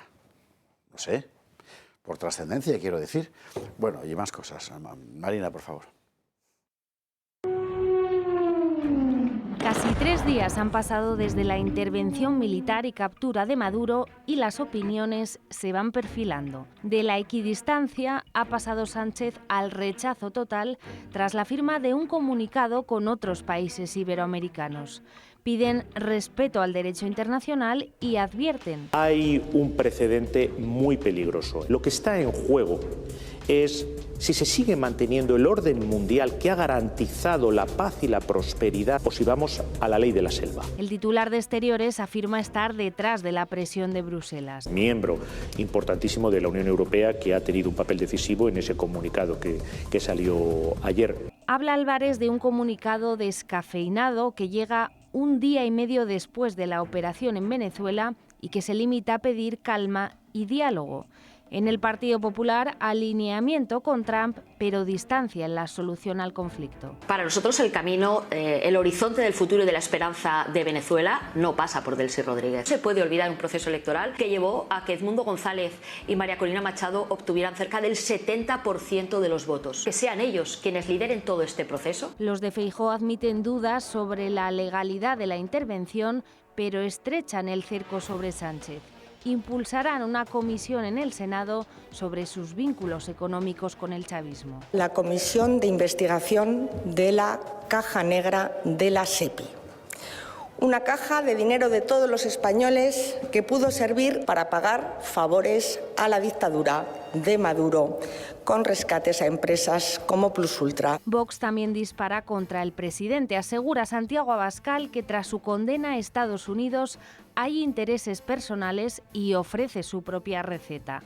Acabar con la resistencia de Delcy, liberar a los presos políticos y elecciones libres, sin mención de forma expresa a María Corina o a Edmundo González. En la Unión Europea, tibia respuesta, con reacciones más sonoras que otras. Giorgia Meloni, tradicional aliada de Trump, califica como legítima la detención de Maduro, aunque matiza.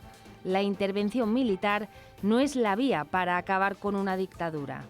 En Francia, división en la derecha. El partido de Marine Le Pen tacha de dictadura sangrienta y despiadada a Maduro, pero condena la agresión contra la soberanía de los pueblos que asegura agrava la inestabilidad geopolítica. Opinión que contrasta con la del líder conservador Éric Zemmour.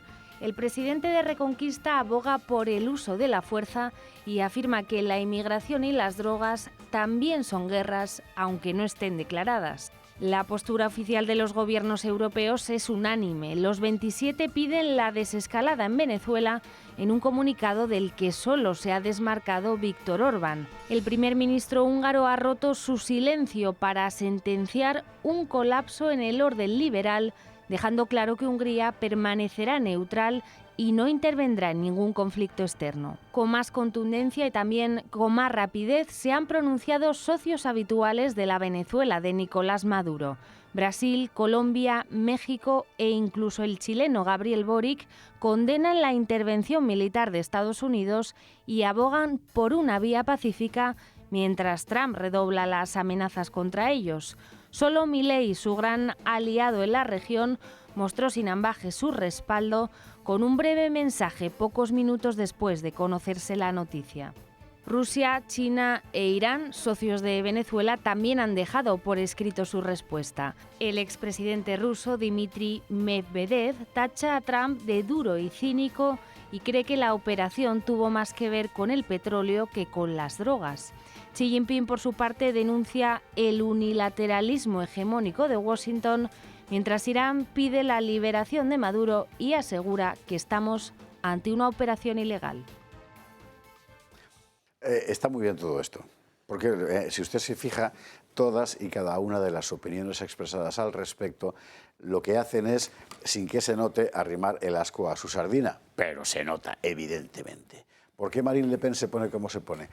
Pues porque hemos visto en la Unión Europea cómo se anulaban unas elecciones en Rumanía y cómo se amenazaba con hacer lo mismo en Alemania o en Francia, donde va a ganar Marine Le Pen. Claro. Y así todos, ¿eh? Pero bueno, en esto consiste fundamentalmente la retórica política, en hacer que parezca que son juicios objetivos, lo que en realidad estás tratando de mantener tu cartera a salvo, ¿no? Claro. En fin. Ahora, solo una cosa más. De todas las reacciones que ha habido, la de Eric Zemmour me parece más, por menos política, la más estimable, porque ha mencionado una cuestión fundamental, que los militares, vamos a ver, que todo el mundo sabe sobradamente, que la guerra, ya no de pasado mañana, de mañana va a ser con toda seguridad híbrida, y la inmigración y el narcotráfico forman parte de esas armas de guerra actuales. Y eso el derecho también debería empezar a recogerlo. Porque ya no va a ser un batallón que cruce los Pirineos. No, están ya dentro. A mí me parece extraño que no se nombre más, sobre todo en otro par de cadenas más o menos serias que logro ver aquí en España, una obra de dos coroneles del Ejército del Aire chino, que por razones obvias no voy a decir los nombres porque los voy a decir mal, tendría que buscarlo y leerlo. Pero el libro se llama Guerra Irrestricta. Sí, es conocido, efectivamente.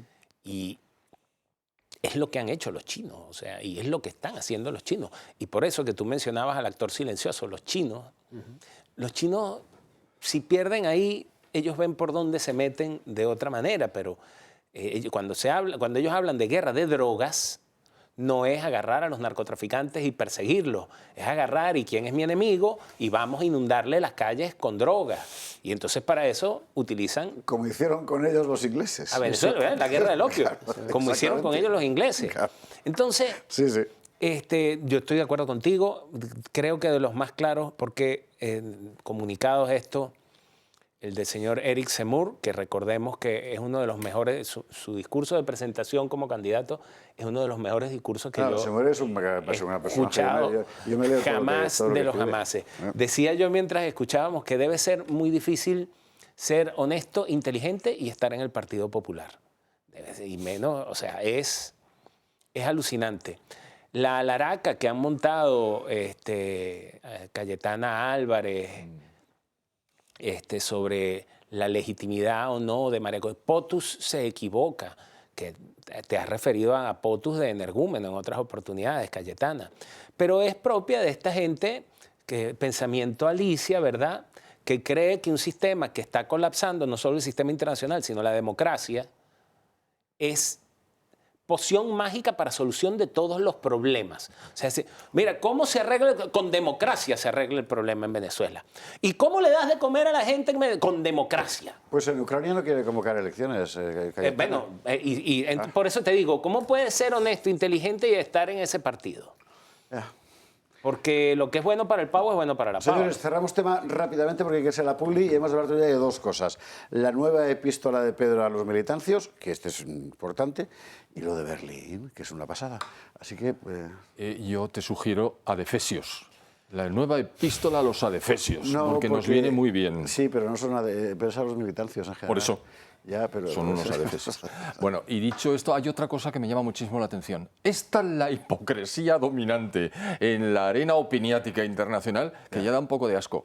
Y cosas como esta contribuyen también a limpiar un poquito la atmósfera. Sí, así es que menos hipocresía y más claridad directa. Mire usted, esta gente es criminal y los vamos a enjuiciar en Nueva York. Punto pelota. Muy bien, muy bien. Marcela. Yo muy brevemente resumir dos cosillas. Tenemos el peor presidente de la historia porque sus aliados son lo peorcito de América actualmente, o sea, Brasil, Colombia, México. Eso por un lado. Y por otro lado, yo nunca me dejo sorprender con el Partido Popular. O sea, ahora las declaraciones de esta señora cuando apoyaron a Kamala, insultaron a Trump y se les pusieron las manos rojitas en el Congreso a aplaudir a Petro. O sea, y ahora defienden la postura de Trump y tal, que me parece estupendo, yo también la defiendo, pero es que es una cosa siempre de un lado para otro, como un péndulo. Hipocresía. Es lo bueno de tener dos P's, que cada día eres de una P diferente, ¿no? Muy claro. Sí. Es Pepe. Bien visto. O Poncio o Pilato, ya sabes, en fin. Cerramos tema, Iván. Y nos vamos a la simplemente publicidad. insistir en un poco, siguiendo el hilo de Pedro Luis, que demuestran ser víctimas del fundamentalismo democrático, creer efectivamente que con más democracia se solucionan las cosas, y no siempre es así, y ejemplos hay a montones. Las famosas primaveras árabes, la democracia no tenía visos de salir adelante y no salió, y aquí probablemente... Bueno, salió adelante, ganaron los hermanos musulmanes. Salió, claro, pues toma democracia entonces, ¿no? Exactamente, en fin. Por cierto, hablaremos, no hoy porque no, evidentemente no da tiempo, sino el próximo día. Mañana no hay gato porque estamos todos con los Reyes Magos poniendo al día siguiente, de la cuestión de Irán.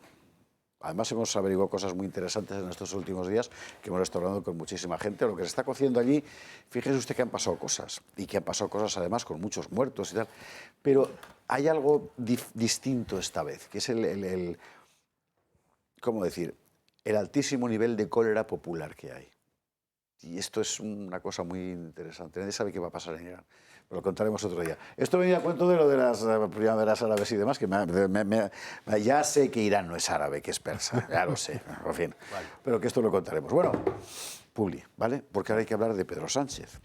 Objetivamente esto deja al gobierno español, pues imagínese usted, yo quiero recordar que el gobierno español cambió siempre buscando única y exclusivamente su propio provecho particular de partido, el reconocimiento de Juan Guaidó, que también había que echarle de comer aparte, porque Zapatero lo pidió. Y Zapatero propició un acercamiento mucho más claro al régimen venezolano que el que al parecer Sánchez quería mantener. Acercamiento que venía de los tiempos en los que el embajador de España en Caracas, que era el señor Morodo, se dedicaba a hacer de puente. Hasta ahí podemos leer de los negocios más sucios de PDVSA con el régimen.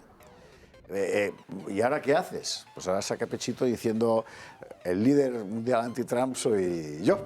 No vaya a ser que gane la ultraderecha. Personaje. Publi, y lo vemos a la vuelta. Bueno, estamos de vuelta y hemos de hablar viniendo un poco más a la política nacional, aunque todo evidentemente está teñido por los acontecimientos de estos días en Venezuela, y más la política nacional, de lo último de Pedro, que es una nueva carta. Pedro, las cartas de Pedro serán algún día... ¿Era cartas desde mi celda, el libro de Gramsci? No lo sé. Creo que sí, ¿no? Desde la cárcel. De cartas desde la cárcel, ¿no? Sí. No sé por qué se me pasó esto por la cabeza. Luego está la balada de Oscar Wilde. Por lo de la cárcel. Pero es distinta. En fin. Bueno, carta de Pedro. Nueva carta de Pedro a los militantes señalando al enemigo interior, ¿eh? Que esto es muy interesante. O sea, es un movimiento psicológico claro del tirano acorralado. Está empezando a señalar ya al traidor interno. En fin, Mónica Fuster nos lo cuenta.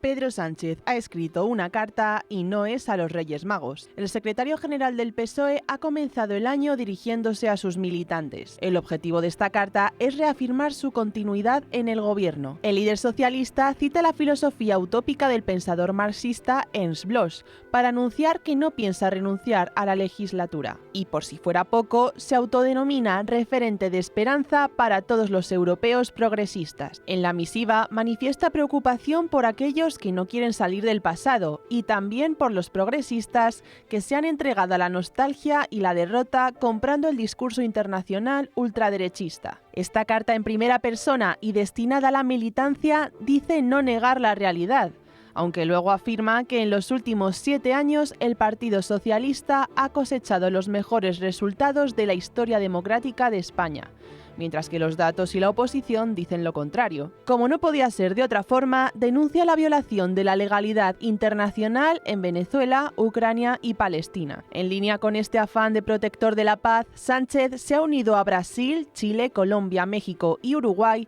para comunicar su rechazo ante las acciones militares de Estados Unidos. En este comunicado, también publicado el domingo, denuncian que la intervención va en contra de los principios recogidos en la Carta de las Naciones Unidas. Los 6 países recalcan que la situación venezolana debe resolverse exclusivamente por vías pacíficas y señalan que el Caribe es una zona de paz construida sobre el respeto mutuo.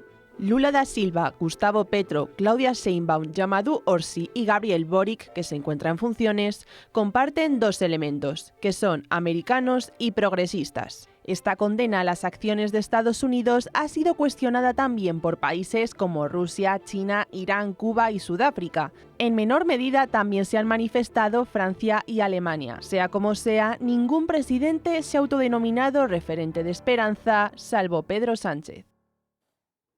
Y qué bueno, ¿eh? Referente de esperanza. Él quiere pasarse a la historia de yo, referente de esperanza. De verdad, ¿eh? Eso no da de comer, la cursilería y la maldad. Eso no da de comer. ¿El qué? Ser referente de esperanza. Y este hombre sí quiere seguir comiendo como lo está haciendo hasta ahora. No sé yo. Puede, pero no sé yo. Tengo que pensar. ¿Cómo veis la movida? Bueno, yo creo que esta invocación que hace a la ONU, que es muy socorrida, también porque se ha mencionado aquí anteriormente, habría que recordarle a Pedro Sánchez que hay 5 países, no pequeños precisamente, con derecho de veto y que tienen además unas armas muy potentes, ¿no? Sí. Eso es clave también. Eso tampoco se quiere decir, el tema de la bomba atómica, eso es clave, hay que decirlo. China, Francia, Rusia, Reino Unido y Estados Unidos. ¿Todos quieren lo mismo? Bueno, lo quieren a la manera que decía Carlos I y su primo. Dice, los 2 queremos lo mismo, Milán. Es decir, los 2 quieren lo mismo, Francisco I. Los 2 queremos, mi primo y yo queremos lo mismo, Milán. Pues China y Estados Unidos quieren lo mismo, el petróleo. Lógico, claro, es la realidad pura y dura, ¿no? Entonces, claro, que esas invocaciones a una estructura que tiene derecho de veto, pues en fin, se quedan en el aire completamente, porque en cuanto uno no pase por ese aro, pues se acabó esa discusión. Yo creo que Pedro Sánchez mira a Naciones Unidas con ojos golosos, básicamente por un hecho. ¿Quién es el secretario general de Naciones Unidas? Antonio Guterres. ¿Qué era antes Antonio Guterres? El responsable de la Internacional Socialista. ¿Quién es ahora el responsable de la Internacional Socialista? Pedro Sánchez. Joder, no se me había ocurrido a mí porque es que José Ramón es que es muy listo. Joder. Bueno. Que por eso está aquí, pero efectivamente tendría toda la lógica del mundo, claro. Y además son tal para cual. Sí. En más de un sentido. Bueno, ahí Sánchez está hablando, ¿cómo dijiste tú? Epístolas a sus militancios. A los militancios. Él está... a ver, que en el último programa que yo estuve, tu editorial fue sobre la irrelevancia de España. Totalmente, sí. En el contexto internacional, ¿no? Entonces, que Pedro Sánchez escriba esta epístola es tan relevante como que yo le mandé ahorita una carta a Elon Musk. O sea, no sé. O sea, van a hacer un arbolito de Navidad en la plaza, ¿cómo se llama? En el Rockefeller Center, con las bolas que me van a parar a la carta mía, como la que le van a parar a Pedro Sánchez por lo que acaba de hacer. Él le habla a los suyos. Es muy agudo lo que usted dice de la intención de... Pero yo creo que él no es que tiene intención de salir y fíchenme aquí de una vez. Él se va a quedar. Él se va a quedar aquí todo lo que pueda y agarrado con uñas y dientes.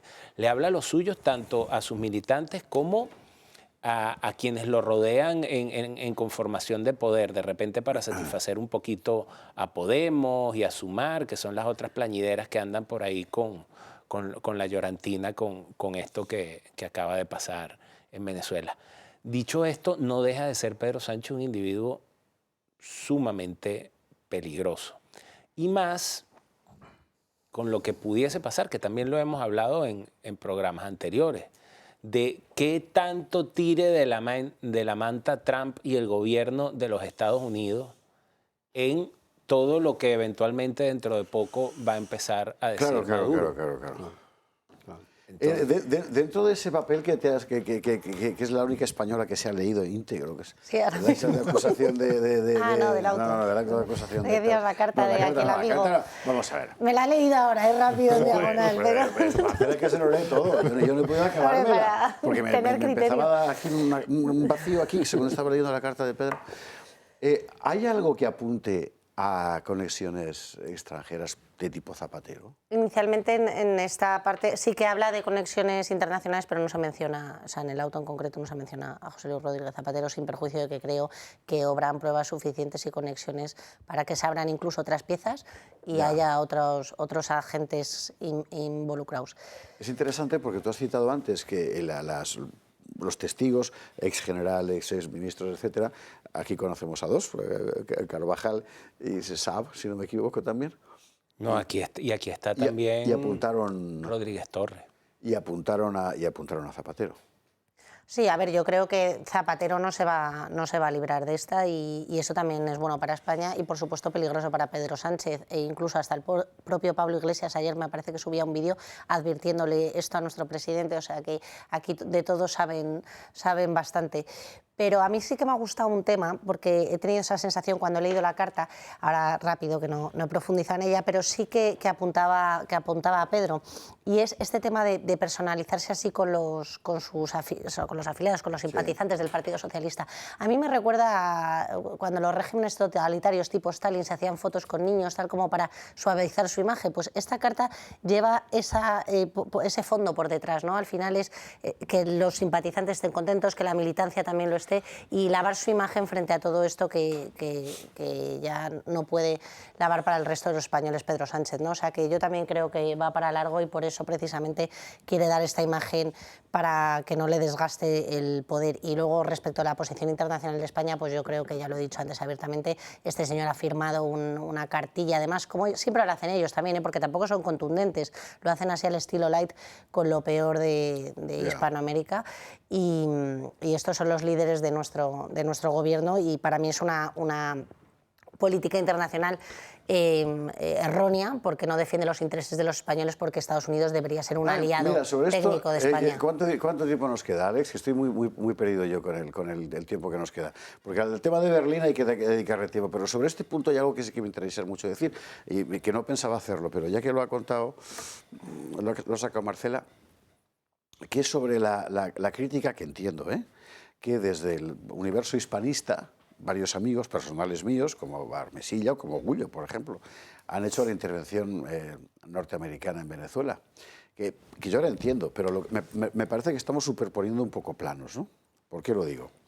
Pues porque yo entendería desde una perspectiva política hispanista la crítica a una intervención anglosajona en nuestro suelo si el suelo fuera nuestro, coño. Pero es que no. Y es que no, porque precisamente esos gobiernos no han querido. Entonces, yo puedo considerarme, en tanto que hispano, afectado por una intervención extranjera sobre un gobierno que está permanentemente maldiciendo lo hispano.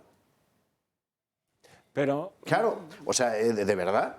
Claro, yo lo entiendo perfectamente. A mí, que además sabe usted que yo no soy particularmente proamericano, no sé de la vida, me escuece. Me escuece el centurión, pero el centurión es el yo soy legionario de a pie. Y el hecho objetivo es que tú estás defendiendo en nombre de la hispanidad a un régimen que no hace más que condenar la hispanidad. Pues yo es que no lo entiendo. Pero, disculpa, lo que pasa es que, y don José Ramón vio esa discusión. Cuando a mí me sacan, miren, saben que me disculpan la arrogancia, no hay nadie que sea mejor producto de la hispanidad que este que está hablando ahorita. Yo no soy español puro, pero soy hispano por todas las razones que me rodean, por la gallega y el gallego que me engendraron y todo lo demás.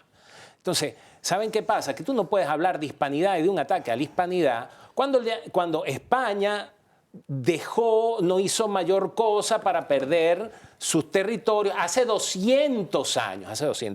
Si quieren hablar de un proyecto de hispanidad, Armesilla, Gullo, sois apenas el germen que aún no fecunda y que hablar de hispanidad y de enfrentarse al bloque sajón significa plantearse un proyecto a 100 años donde, entre otras cosas, España vuelva a ser fuerte y se convierta en una opción atractiva para los países hispanos. Iván, ¿tú cómo lo ves? Bueno, un tema muy de discusión profunda, esto del hispanismo. Hay un sustrato común, evidentemente. Ante todo, la lengua. Yo creo que es un elemento absolutamente cohesionador, una herramienta absolutamente indiscutible. Ahora bien, hay muchos tipos de hispanismo, también eso hay que decirlo, ¿no?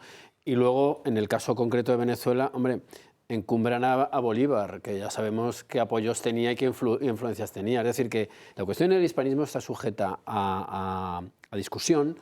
Y luego hay que ver efectivamente también que no por el hecho de que sea una nación hispana todo se le pueda consentir. Es decir, si en una nación hispana se están vulnerando... Se reprime masivamente a los hispanos. Claro, se reprime, efectivamente. Mira, me las facilita mucho. Se reprime fuertemente a los hispanos, en lengua española también, pues yo no sé hasta qué punto. Luego también, lo digo porque esto es muy controvertido. ¿Es Estados Unidos un país en vías de hispanización o no? Es una discusión también que está ahí sobre el tapete. O sea, lo trata Huntington en quiénes somos. Who we are. Señores, un libro de Huntington. Efectivamente, el tema da mucho de sí. La cuestión da mucho de sí. Vamos a hacer la publi. Luego seguimos con este asunto que me parece que es muy importante. Además, entre gente de nuestra sensibilidad y habituales contertulios de este programa y tal, es que me parece que es una cuestión que hay que plantear. Aquí no rehuimos ningún debate y este es de la mayor importancia, entre otras cosas porque define también la posición de España si fuera un país decente, ¿verdad?, en tanto que Estado respecto a ese tipo de asuntos. Mi opinión personal antes de la publi, luego ya, si en Venezuela hubiera un régimen normal, como era hace 20, incluso como era al principio con Chávez y que ya estaba dejando de ser normal, pero bueno, y hay una intervención, a mí como hispano me molestaría profundamente y trataría de que la política exterior de mi país lo manifestara, pero es que ni ese país existía, ni mi país tiene una opción internacional relevante. Entonces estamos jugando exactamente a qué. Bueno, ya esto es lo que yo pienso. Publi y a la vuelta seguimos. Que nos quedan 10 minutos de programa y hay que hablar de muchísimas cosas. Cerramos, si os parece, el debate del tema de la hispanidad, que, mire, creo que lo vamos a meter para el Úsares para poder hablar largo y tendido sobre... Pero me parece que es muy importante. Es decir, no es más hispano Milei que Maduro, o menos. Un apunte final. Vamos a ver. Venezuela ha financiado a, vamos a llamarles, agentes y propagandistas de la fractura de España, del secesionismo. Sí. Si eso hay que salvarlo, porque hablan... Y altavoces incesantes de la leyenda negra, por cierto. Y altavoces incesantes de la leyenda negra. Incesantes de la leyenda negra. Entonces, claro. A ver de qué estamos hablando aquí. Esto requiere de ajustar mucho los términos. Bueno, ¿vamos a Berlín?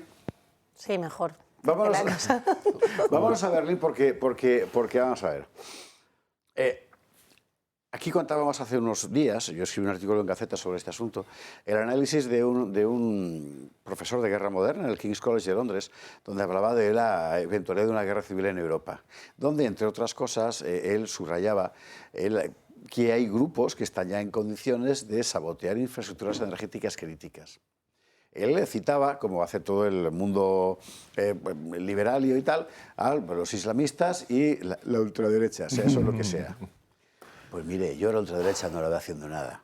A los islamistas sí, pero por cierto, no ese tipo de cosas. Este tipo de cosas la hace un grupo ecoterrorista de extrema izquierda que se llama Grupo Volcán. Y ha dejado a 50.000 hogares a oscuras y sin calefacción en Berlín. En temperaturas entre -4 y +3, para liberar al pueblo. Hombre, por favor. No sé si ahí tenemos imágenes y hay colas, ¿verdad? O sea, usted imagínese lo que es eso. ¿Y sabe usted qué es lo peor? Que aquí, bueno, lo ves en Gaceta y en algún otro medio y nadie más ha contado nada. ¿Usted se imagina que en Madrid de repente alguien deja a 50.000 vecinos por un atentado, a 50.000 familias, oscuras en pleno invierno y sin calefacción? Es alucinante. Para salvar el planeta, probablemente. ¿Será para salvar el planeta? Claro, es que esta gente hay que darle... Vamos a ver, perdón porque no me has dado paso, pero ya la indignación es muy grande. En Europa, desde el final de la Segunda Guerra Mundial, el terrorismo es de izquierdas en un 97%, lo he leído, en un 97% de los casos. En España no hace falta recordarlo. Entonces, ¿de qué estamos hablando? Yo estaba viviendo en la República Democrática Alemana cuando veía a un señor muy serio que hablaba todos los días en el telediario de la amenaza de la extrema derecha. Estoy hablando de la República Democrática Alemana. Es decir, es el leitmotiv de la izquierda estar diciendo constantemente, cuidadín, bueno, lo dice Sánchez, que viene la extrema derecha. Sí, pero aquí no lo dice solo la izquierda, ¿eh? Claro, pero es que aquí, ahora vamos a vincular un poco esto con los gobiernos alemanes. ¿Quién estaba en el gobierno hasta hace un minuto? De hecho está, bueno, Die Linke. ¿Y esos quiénes son? Bueno, pues es la parte no directamente terrorista de la izquierda de la sociedad alemana. A ver, ¿quiénes son estos tíos que se llaman el Volcán? Los chicos de la gasolina. Anda, ya lo voy entendiendo. Los chicos de la gasolina, del PNV, que también está en los gobiernos cuando se tercia. Estamos hablando de lo mismo. La permisividad con la extrema izquierda para mantener controladas a las sociedades europeas occidentales. Esto no puede ser. José Ramón Fernández ha dicho Die Linke, que quiere decir la izquierda en alemán. No ha dicho De Linke, que es lo que usted ha entendido. ¿Qué es lo que hacen? En el contexto todo empujaba, pero no, ha dicho Die Linke. Iván, Pedro, Marcela, y nos marchamos ya, me parece a mí. Bueno, yo creo que estamos ante un caso más de fanatismo y que se da además en una tierra donde están pasando cosas curiosísimas, ¿no? Bueno, por llamarlo así de una manera suave, ¿no? Estas acciones y luego los hostigamientos que ha habido, por ejemplo, a los mercados navideños. Sí, es decir, lo de Alemania es para que den una pensada loca, sí, en el pecado de la expiación de culpas que han tenido con respecto al nazismo, llevan la penitencia en algunos casos. Marcela, Pedro. Para mí lo más grave es lo que tú apuntabas, que es el silencio mediático de todo lo que sucede y sobre todo de ante riesgos estratégicos europeos. Sí es cierto que estamos hablando de que es un atentado y se ha hecho a propósito para dejar sin luz a determinadas viviendas, o sea, es un asunto de seguridad crítica, no es un asunto menor, con lo cual que los medios callen y los medios no lo cuenten es sumamente grave. No, lo primero que hay que señalar que tú decías, imagínense usted que hagan algo de eso aquí en España. Bueno, no fue un atentado. Aquí no fue el gobierno, sí. Bueno, no fue un atentado, pero imagínese que el apagón que sufrimos hace unos meses hubiese sido ahorita en pleno invierno. Imagínese. Bueno, es que no es descartable, ¿eh? Que todavía no es descartable. Y yo creo que ya el tema y se ha planteado en otras oportunidades, de derecha e izquierda, son simplemente la cara de unos bloques muy heterogéneos que se cubren detrás de un escudo que es conocido, o sea, que es familiar a la población en general, que es la izquierda y la derecha. Por cierto, siendo esos grupos tan heterogéneos, más fácil de convivir, o sea, ellos se juntan mejor en lo que conocemos como izquierda que nosotros en lo que nos definimos como derecha. O sea, somos capaces de mantenernos aislados unos de otros sin ver un objetivo común y un enemigo común por menudeces y cosas ideológicas probablemente irrelevantes. Esta gente es capaz de juntarse con narcos, con gobiernos como el de Venezuela, con lo que sea, con tal de llevar a cabo sus actividades. Y por eso Volcán, ¿quién los apoya? ¿De dónde viene su financiamiento? ¿Cómo surge Podemos? Podemos surge porque se junta con una gente que, por cierto, eso está en mi libro, en Así se exportó la revolución, que lo pueden conseguir en Amazon. Es un modelo. Y es el modelo de, eso es Robert Cox, Teoría Crítica de las Relaciones Internacionales, una ideología como máscara, una fuente de ingresos y unas organizaciones supranacionales que se encargan de ¿qué? De proteger esa coalición que termina cometiendo este tipo de cosas. Don Iván. No, yo, al hilo de esto del izquierdismo que se le supone a esta gente, yo me acordaba del lema clásico de la URSS, Soviet y electricidad. Aquí ni electricidad es luego que no. Y luego lo de los medios de producción tampoco. O sea, esta es la vuelta del rebelde Mars hecha sobre la tierra alemana, ¿no? Luego hay una cuestión que me parece que es una pregunta que hay que hacerse. Alemania es un país que está en alerta antiterrorista, como todos los países europeos. O sea, ¿cómo puedes hacer esto? Pues en connivencia, ya está. Ya está, está claro. Está claro. Y así agitan el espantajo y no atacan su verdadero problema, que es el islamismo militante que tienen metido en el núcleo de la sociedad alemana. Bueno, pero si se ve. Y minimizando el imperio de la ley, yo creo que en todos estos temas de los ataques en los estos navideños, este tema y tal, es porque la gente sabe que es impune ante la ley. No es que no tengamos normas, tenemos excesivas normas, pero no pasa nada. Entonces, antes hablabas de estos estados que tenían que tener el derecho para proteger, ¿no?, sus fronteras y tal. Sí lo tenemos, pero es que no lo usamos. Es el problema. Y efectivamente no lo usamos conscientemente.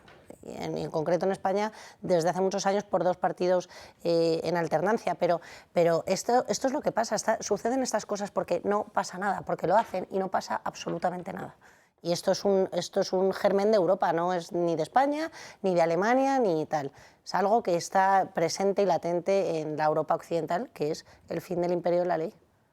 Sobre todo para algunos. En fin, bueno, que sepa usted que en Francia todo lo que ocurre con los grupos de ultraizquierda violentos más o menos es lo mismo, ¿eh? Es de una tolerancia increíble. Pero en fin, bueno, ahí sí que llevará esta Unión Europea, esta oligarquía europea vigente en el pecado de su penitencia, me temo. Señores, nos queda 1 minuto y medio de programa y está pasando algo muy importante. Que hay 3 señores en camellos por toda España regalando cosas. Melchor, Gaspar y Baltasar. Pídele una sola cosa a los reyes en 10 segundos. Que caiga el chavismo. Pídele una sola cosa a los reyes en 10 segundos. Salud. Salud. Verdad. ¿Verdad? Que caiga Sánchez. Viste que la gallega pensamos más en el bien común. Política, si cae Sánchez ya viene salud, viene prosperidad, viene todo. Salud política sería, ¿no? Señores, yo no sé lo que van a pedir ustedes a los reyes, pero de momento, niños, fuera ya. Porque si no van a dejar allí nada, si podéis dejarles, como hemos hecho toda la vida de Dios todos, galletitas, pues galletitas, cualquier cosa, en fin, los algo para los, por supuesto los zapatos los que sigan utilizando, y para los camellos algo que tomen, ¿no? Agua, no sé, un cubo de agua, cualquier cosa. Pero ya, y a la cama todo el mundo, menos tú que me estás viendo y ya sabes por qué, que llegan los reyes el miércoles más.